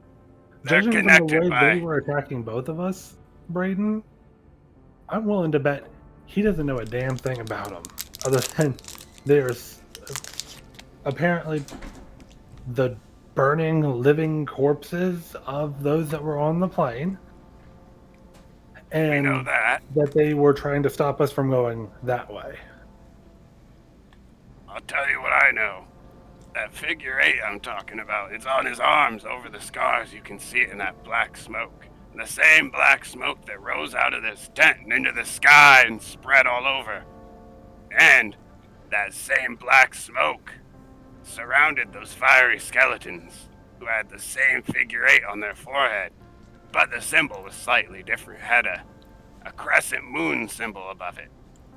Somewhat Here, off and I'm center. Both of you, Here, as he starts talking about the burning skeletons, again, the both of you kind of hear, it's not even a voice in your head. It's like just a thought that is there. Like a whisper that just says, the burning.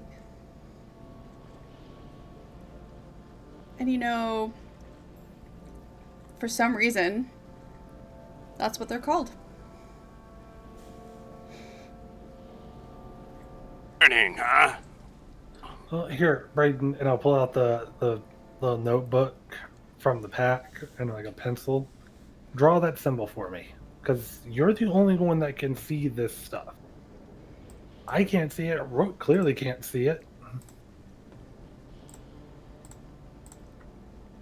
Like the other two are missing right now, so I don't know if they can see it.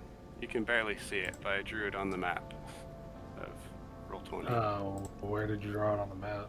I'll draw it again, but in a better color. Oh, up there. Okay, I see it. No, I'll draw it. That's not quite it. Okay. One sec. Alright.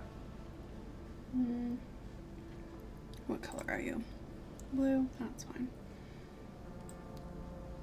This is gonna be messy.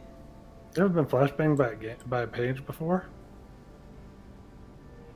It's like a little crescent moon and an 8. It's upright, not like an infinity. Oh, okay. It's like an upright 8 with like a little hat. Okay, That this symbol just right looks there looks like that. I don't know necessarily if that's supposed to be an 8 or it's supposed to be an hourglass, Braden. Because it's got a moon on it, so if it's supposed to be like an hourglass, we could think maybe that means try nighttime of sorts.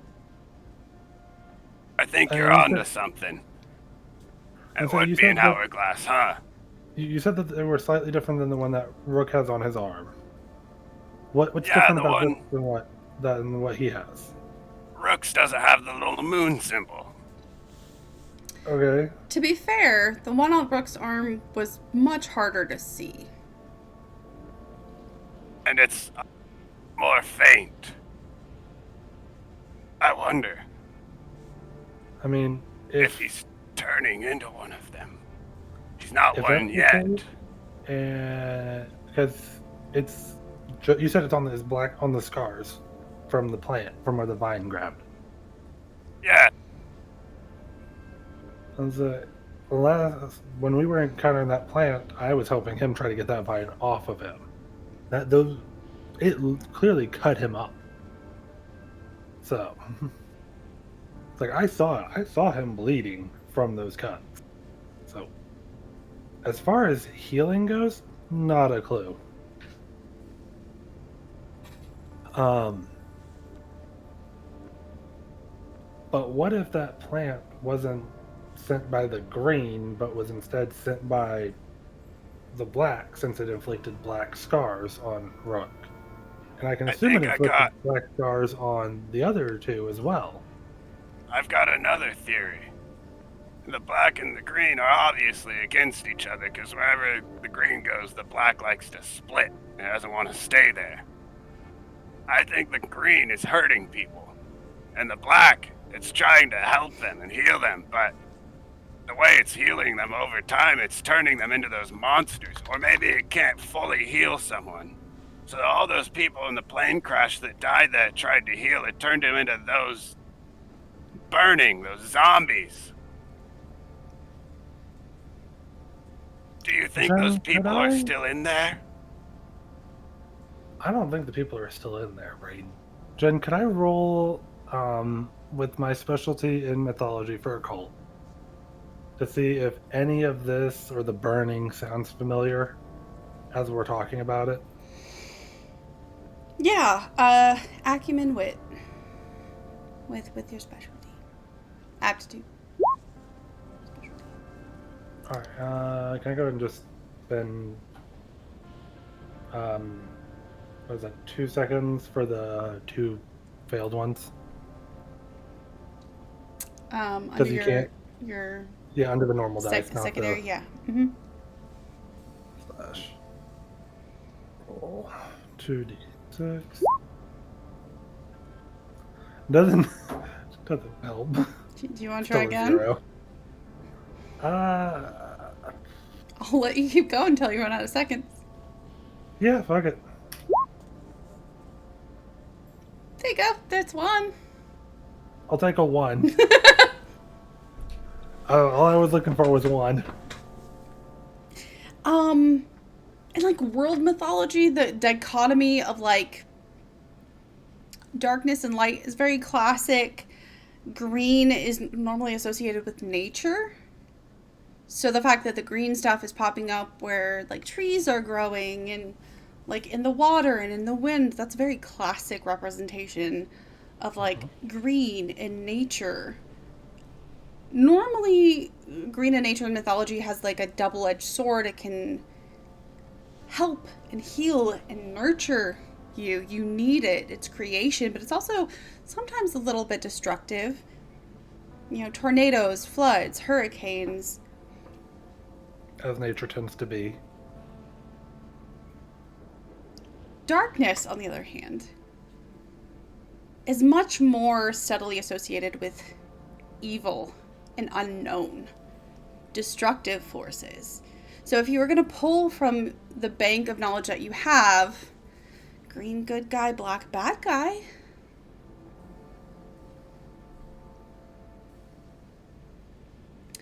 roll me. No, I'm not going to give it to you. You didn't do good enough. I can roll without aptitude on it if you want. No. Okay. That advice from Matt.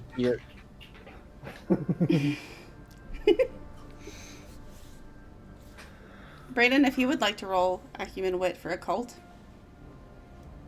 you can. Yeah, I would have aptitude in that, so I guess I will. It's like, as the 2 that I know for a fact have all those dice. God damn! How do you have 6? But I got a 4. How do you have 6 in that? 6 in a skill. I don't know. What skill? Because I didn't fill out my character sheet. Maybe your wit. I think. What? Yeah. You said acumen wit? Yeah. Yeah. It's wit. I guarantee you have not always had 6 in wit. Oh, I think I guarantee see what you can't happened. It's even right above get the second. 6 and It win. should be Okay. 3. Okay. I was I like, there's no way. put a 3 in the wrong spot. The 3 should be on my seconds, not my wit. Gotcha. Okay. Just roll Oh. again, please. Are you not doing it off just the circles? No, I'm doing it on my Okay. character sheet. Oh. That's fine, too. Huh. You also at some point lost your hour, but that's not as important. 3. Okay, well that's Still not too did bad. damn near as well. That's still What really if good. oh never mind, that's not from a distress die, that one, huh? You can still re-roll it. You spent a second per failed dice to roll. You don't. I'll keep it. You don't. 3's good. I you don't need a it 4. anymore. It's fine. At that point, it's just pride trying to get a 4, right? As your mind is kind of colored by the, woman in yellow. Like green is kind of yellow. Like surely that's what's calling you. But specifically the symbol, as you kind of think about it, it reminds you a little of the infinity symbol, a little bit. It's, a loop without end, around and around. But it also is kind of giving you Ouroboros vibes, a little bit. It is giving you, oh gosh, what is the name of? How do you spell Oh, you were talking that? Ouroboros and what? Yeah, the ancient Greek medicine symbol, the staff of I know Asclepius. what Oh, you're talking talking about. Caduceus. Yeah. The Caduceus. caduceus. Yeah, okay. That's the name of the symbol. The guy is the Asclepius or whatever. Hermes. It's giving you a little bit of that for some reason. So you're somehow even more confused, at least in terms of who's the good guy and who's the bad guy here. Because up until the second you thought about it, you're pretty sure, the green was a good guy. But everlasting, eternal, rebirth, life, healing.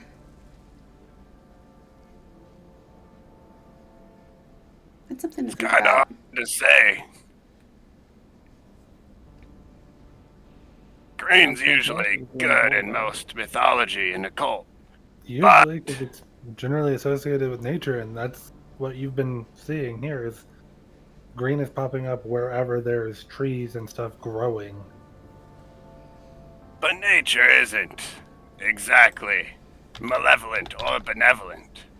It's It's true. benign, Neither good nor uncaring. evil in its own nature. It is existing. It is primordial in nature. However, Also, out of character, hard I to love the figure fact this that out. we're out of character, Mitch. I love the fact that we're getting because mythology and stuff is something I hard fixated on growing up. Same. we need to figure out a way past those burning. The answers are there. Rock. What? Did anything happen to any of them that you were fighting? I mean, besides Mitch drawing a whole bunch of them to us and then running off like a bitch? Besides that, I said when you were fighting them, not when we got there. When I threw water on them, it kind of froze/glassed whatever the water hit. I figured fire skeletons, water probably don't mix well. It's got the steam burns to prove that wasn't right.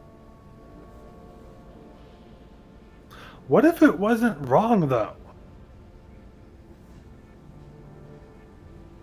Yes, Jen, we're going down this fucking rabbit hole. Stargazering. Let's go. What about it? What Are if you we were saying able we to need to get... have some sort of super soaker? Ah, God, I wish. some protection. Now I've got my trench coat I could soak. Get it sopping wet before we go in. That trench coat is half burned. Out of It's character, a trench jacket now. that would kill you. Like, that's the exact reason why firefighters have a waterproof lining in their thing, is to prevent steam burns from literally roasting them inside their jackets. Oh, I am fully It's a aware. really bad idea. Hey, I said Brayden would murder know that. among us was a bad idea. I didn't say suicide was a bad idea. In character, what does Rook know? Probably I know? that. Does it sound You're like gonna a good be- idea to Rook? You're gonna be broiled like a lobster. So that's probably not the best idea. Yes. That's why whenever you grab a kitchen towel, you try to make sure it's dry. Otherwise, heat goes right through it and steam burns happen. Oh, that's Am I why the we only grab one them who dry. paid attention in thermodynamics? You're assuming I Seriously. went to a class called thermodynamics. You took thermodynamics? What are you, an engineer? No, I'm a chef. You have to understand how heat moves. That's literally how I work. Alright, By taking heat from one place and putting it in a food to make changes happen. But if Rook, in oven, food cold go. Yes, asshole. how should we do the opposite? Ugh. Take the heat from them, but not burn ourselves. Throw a wet blanket over them. You know, the same way you've been throwing a wet blanket over every positive idea that we've had since we got on this damn island. And Have them chase us and then have them chase us into the water. when Rook says throw a wet blanket over them, Rebecca's gonna pop up, run into the tent, and grab the sleeping bag and just drag it out. Would a sleeping bag work? Does it hold water? Yeah. I'll pick it up Cool. and just kind of like start to wring it slowly. All right. Where are you going to get enough water to fill it? Well, there's a beach not far from here. 'Cause it ain't. I'm not doing that. I mean, don't get me wrong. I love the idea of bitch slapping a burning skeleton the same way as everybody does, but I ain't involved in this one. Because I know for a fact that if you go in there, this asshole's going to go in there. And if this asshole's going in there, he's probably going to get us killed. Because, and I'll say it again, Brayden, old crotchety bastard, you fucking left us to die. Good idea, bad idea, no idea. You are still problem number one in my mind. Black, green, who the hell cares? The problem is you're assuming there's good and bad. I don't They're know not on who either. you are, and every attempt I've made to make it to where we're not a stranger, you get irritated. So, can you blame me for not laying my life down for a stranger? Would you save a stranger you didn't know? Yes. Well, that's the difference between Obviously. you and me. Guys, and Jen, I'm gonna go ahead and use soothe on both of them. Don't you fucking touch me. I don't gotta touch you for it to do its thing, Chef. I'm gonna resist you. All right. Because you know what? I'm good and mad, and I think I should be good and mad right now. You should be. But you can try and resist it. Doesn't it say it has to be done on a willing person? I have been giving people the option to resist because it's just a level 1. Yeah. I mean, if you want to resist it, I'll still take the minute for it for trying to use it on you. Brayden, I won't make you spend a minute if it doesn't pop off. Did you want to be soothed? Brayden's already calm. He doesn't need to be soothed. And no. Stop Here's the making hint. yourself the only one to level up, Ashley. God. I'm not. Okay. Want you to know, Rook, as it was not personal. I had my own goals and my own safety I'm to trying to worry keep about. men from killing each other, Jen. It's not that Tell me I wanted you to get hurt. I wanted You- myself to not get hurt even more. you left us to die. Correct. It doesn't get any more personal. Okay? Seriously. There is no more there's no, don't take it personally. This is my life, her life, to a much lesser degree that I care about, your life. There's no such thing as not personal. How much more personal can you get? Well, You know, And here's Jen, the problem with your debate about the colors and everything. They're not on your side. They're not on my side. They're on their own sides. We're new. Just like if you walk into any kitchen, there's one faction, the other faction. They were going at it long before we got here. They will be going at it long after we're gone. You are not the main character. You are a footnote in a story. I am a footnote in this story. I am a pawn. You are a pawn. We are not knights, rooks, anything else like that. Pun intended. Hey, Understand me, Rook, ma'am? roll me. Roll me resilience medal. Resilience medal.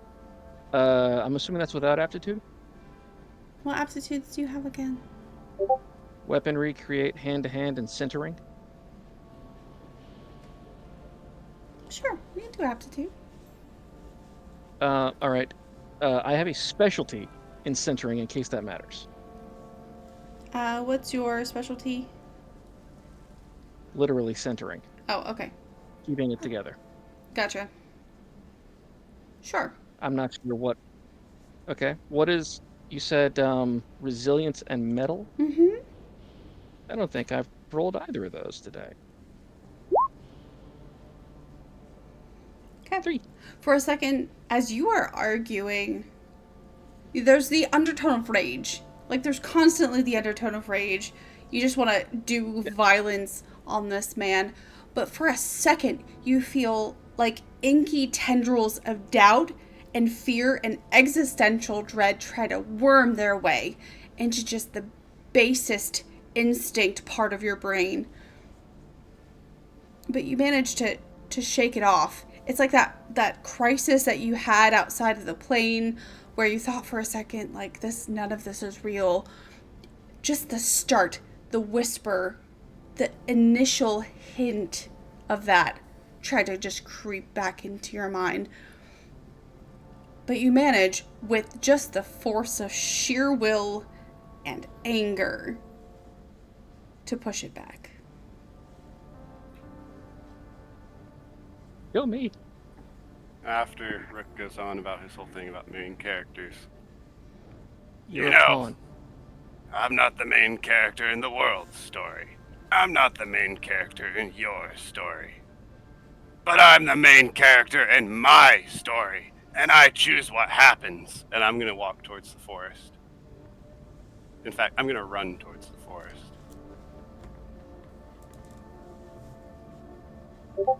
Okay.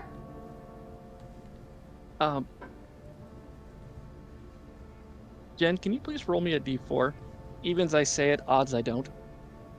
Did you say it? Have fun storming the castle! Think it'll work? It'll take a miracle.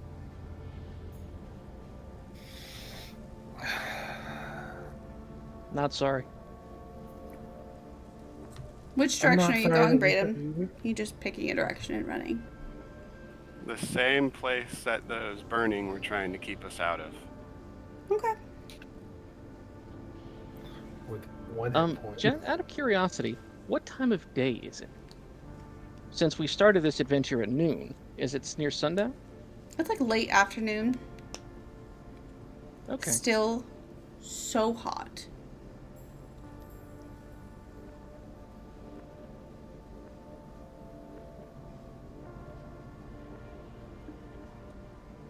Brayden, roll me. And hot. If burnt hot.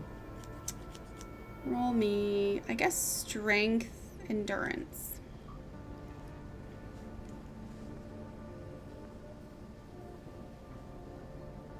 Will my character sheet let me?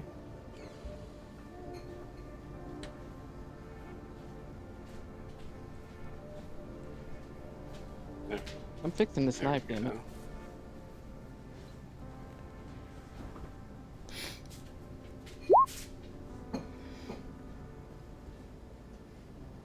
One. As you're running, you start to feel exhausted. You are extremely hurt. It is very hot outside. The trench coat against your skin feels like sandpaper. You can keep moving, but it is hard. You feel woozy. You feel lightheaded. You don't remember the last time you ate or drank anything, and though you may primarily exist off of tobacco and rage, that won't actually sustain you. On my own, but that doesn't mean I shouldn't rest. I'll find a tree and lean against it. Sit down, smoke a little bit of tobacco, and pass out. Okay.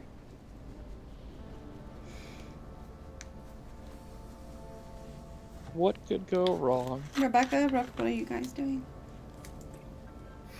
I am running with my whole theory of maybe we should try it at night instead. Since he said that they had since on the image he drew, they had a crescent moon, and I'm thinking it might be an hourglass. So I'm just kind of dawdling around camp right now. Just kind of hanging out with Rook. I'm looking around to try to figure out if there is like an additional source for this heat, i.e., a forest fire, or some other large, like obvious. Are we in like a magnifying glass kind of a thing, or reflections? Like, is there anything else going on to cause this heat besides it's just, hot as balls? Because it should be cooling off at least slightly, with the day, but Sure. based upon your description, it's not. It is not. Is it fair? Yeah. Intuition, vigilance. I leveled that up.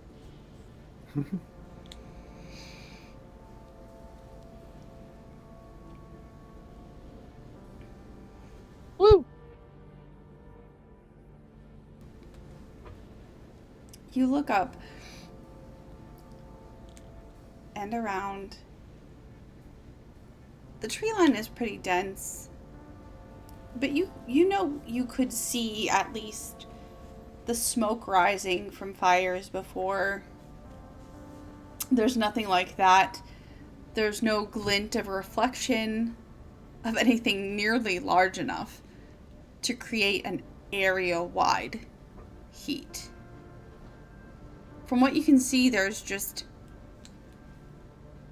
nothing. Just the sun glaring down at you. Okay. Not a cloud in sight.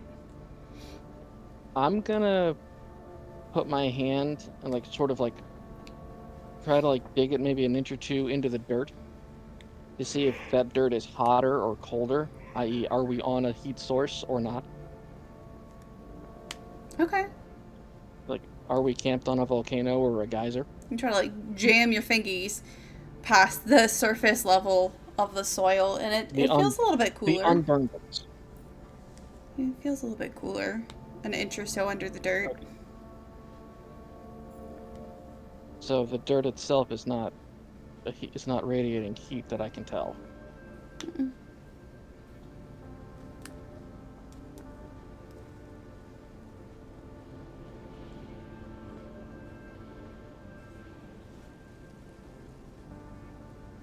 What are you thinking, Rook?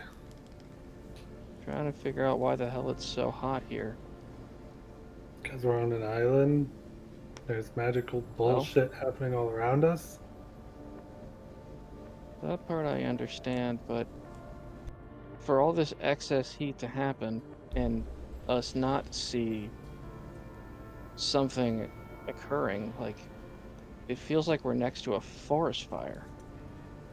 I didn't know if maybe the ground was emanating heat, like maybe we're somehow on top of a hot spring or a geyser. Maybe this is a volcanic island. Hell, for all I know, it's those burned skeleton things that are The just burn. giving off heat. What? Apparently they're called the burned. Well, I was Who the hell talking told you with. The burning. Well, I was talking with. The burning. Sorry. Thought you It called like them the corrects burn. you in your head. Just a whisper. Does Rook happen to hear it this time too? Yeah. It's not even like That. your thoughts when you think inside to yourself. It's just suddenly like there. That would be who told me. What told me. And the burning. My bad. The island is talking to us. The island is indeed talking to us. That, or we're all sharing a hallucination, an auditory hallucination. Nah, we tried that. We tested that earlier. It didn't work out that way. Remember?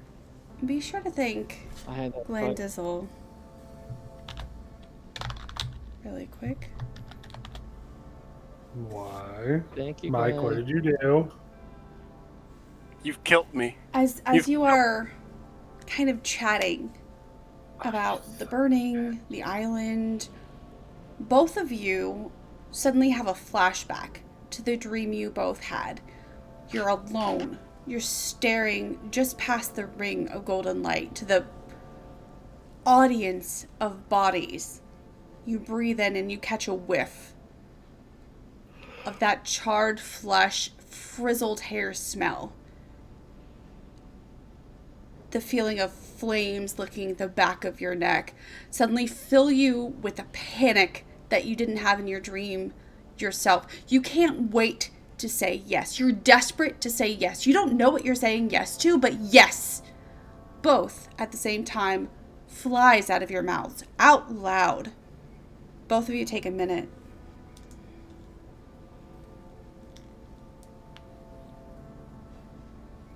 Okay. What the hell was that? I have no idea. I think that was from a dream I had last night. Panic still lingers in your body like muscle memory. Your chest is tight, your muscles are tense. Adrenaline is surging through your body still. I'm like, my eyes are constantly roving the tree line, trying to see what is coming. You feel like there should be something. How did... Oh, shit. Rebecca? Yeah. Stand back to back with me, please. You remember Oh. how we couldn't see those other burning before they jumped out at us? Yeah. What if the reason it's so fucking hot here is because we're surrounded by them? And they just haven't shown themselves yet? It's a likely theory. One way to test that, I'll bend down and grab a rock and toss it into a random bush nearby. You usually hear the rustle of leaves being shaken. That's that of the But rock hitting the ground. Think about it. Wet pack. Wet sleeping bag. Somebody trying to prevent fire. Someone trying to prevent burning. I do believe the last person who was here either got caught up by those things or was one of them. Either is likely. Well, there were over 100 people on that flight, right? Yeah. It was a full flight, if I remember It was a right. full flight. 100 and some odd folks. If even half of that landed on the island as opposed to in the water, we could be dealing with 50 some odd of these things. I just yell, "What do you want from us?" Half expecting to hear something, half terrified that I might. The only thing the two of you hear back, it's in your heads once again. And it's just the sudden echoing word, yes.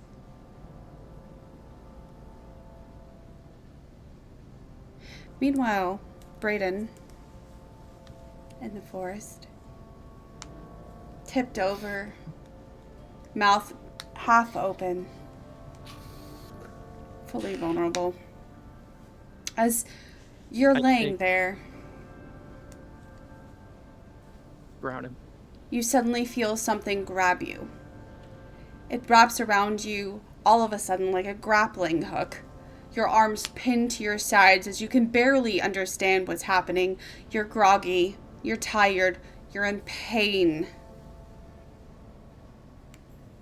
And suddenly you feel yourself jerked through space. Through bushes, through trees, the ground scraping you as you go, your raw, burnt skin peeling away like you're being run over by sandpaper. The landscape is zooming by so fast that you can't keep track of what direction you're even going in. Take a minute. I thought you were going to say something way different. Okay. And that last point of damage. That brings me to 0. Ooh, that gives me some options. I didn't think it would happen this soon. Don't worry about it. You don't have to choose. I actually know what I'm choosing already. You don't have to choose. But you are swept away, dragged, screaming perhaps? I don't know. Are you alarmed? Gurgling. Brayden went into the woods alone. He expected something was going to grab him. So he's not exactly screaming or alarmed. He expected something like this. There's just this, okay. Then there's just a sense of, this seems about right. As It your does body hurt is a lot. just torn through the foliage. Your head thuds against a rock, and all of a sudden, everything is dark. And that's where we will wrap up. That's a great spot to wrap up. Yeah. Good job, everybody. I'm not gonna lie, Jen. When the music cut off and you just said, all we hear is that echoing yes. I thought that's where you were gonna call it, and I was about to be so mad. I had 2 more harms to take care of. Thanks, Glendizzle. How are you guys feeling? Did you have fun? Oh god, Oh, man. yeah. I got dinner and a show with the drama between Mitch and Chef tonight. It's always so good. That was It's so great. good. Great. Perfect. Props o'clock. It's gonna be a tough one. Uh-huh. I gotta give it to Rook for mine. I was gonna start with you, so go ahead. Just the whole interaction of Rook, like, you traitor! You left us! And Brain's like, yeah, I left you. I don't know you. That's why I left you. And I decided not to at the last second, but as Braden was going to leave camp, I was going to try and steal your knife. But I would have didn't. Good buried it in your luck with that one. I have been sharpening that. I would have buried that in your eye. I was like, I would not have been able to stop him it'd from be too killing much. you at that point. There's a All point where I'm just Yeah. like, nah, it's too much. I can't go that far. You can always try. Chef. Oh man, this is tough. Mitch, honestly, I have yet to have a time when I've played with you and you and I have not had at least one direct head-to-head moment. And may I say, it is always fun. Just the way you kept it completely deadpan, like, no, this was a business decision. This was logic, and I'm like, fuck you. Just, I know. the sheer distance between our 2 points, and like, no matter what we try, we are never going to be able to meet in the middle on this topic. But just with a straight face, I loved it. Heck yeah. I Actually, love that this is your guys' second game where you guys both get to play as full-time characters in this instead of the revolving door. Yeah. And it's it is very, very much so the same dynamic that Basher and Mitch had. kind of. It is pretty Kind of, similar, but except it's for different. But kind of. Mitch was kind of crazy. It has, Mitch tried to be a team player. Mitch tried. it's Brayden smacks, not. it smacks the same. I get where you're at. Yeah. I'm very sure Basher would have killed you, though. Yeah. So So very Basher would have killed me too. Oh yeah. Murder's all around. So because our props don't mean anything, I gotta give it to both of you for just the intense role playing. Before I jumped in, I was sitting here debating how long to let that go before I jumped in to try to keep you two from killing each other. I waited until you drew your knife and were ready to stab to jump in. Honestly, part of me was really expecting Mitch to pull one of those, like, Surprise! youth and exuberance versus old age and treachery. Like, I don't know, him to take his pipe back and then try to stab me with it, or try to like sucker punch me or something. I was expecting him to try to level the playing field, and yeah, that you constantly throw me for a loop in the best possible ways. I gotta clarify, Braden's tobacco pipe isn't like a corncob pipe or a wooden pipe. He's just got like one of those $10 glass pipes that you see at a gas station. Honestly, that was about what I was imagining. So he's just sitting You there have a smoking bowl. like this. Oh Yeah, my god. Oh my god. I That love makes it like 100 times worse, Yeah. and now I really am glad I fucked with it. I want to give you all props for the very intense role play and being super good, super mutually supportive players. Appreciate that. Everybody loves each other for realsies. Yeah. Mutually supportive. These two are going to be the death of Rebecca. She'll be fine. it should be good. As far as Rebecca is Laura, concerned, she's the Melissa, only level-headed them. one in this group.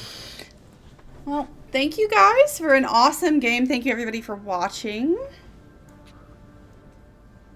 I'm your DM Duchess, JenOfThieves. We've been joined today by Chef as Rook, Mitch as Braden, Ashley the Everything as Rebecca. We can be found all over the internet. If you really want more of us, YouTube has a catalog of both previous games of this campaign and other games of the season and other games going back more than a year. My sense of time is terrible. Where am I don't know, but it's a lot of games if you want to check out more of our material.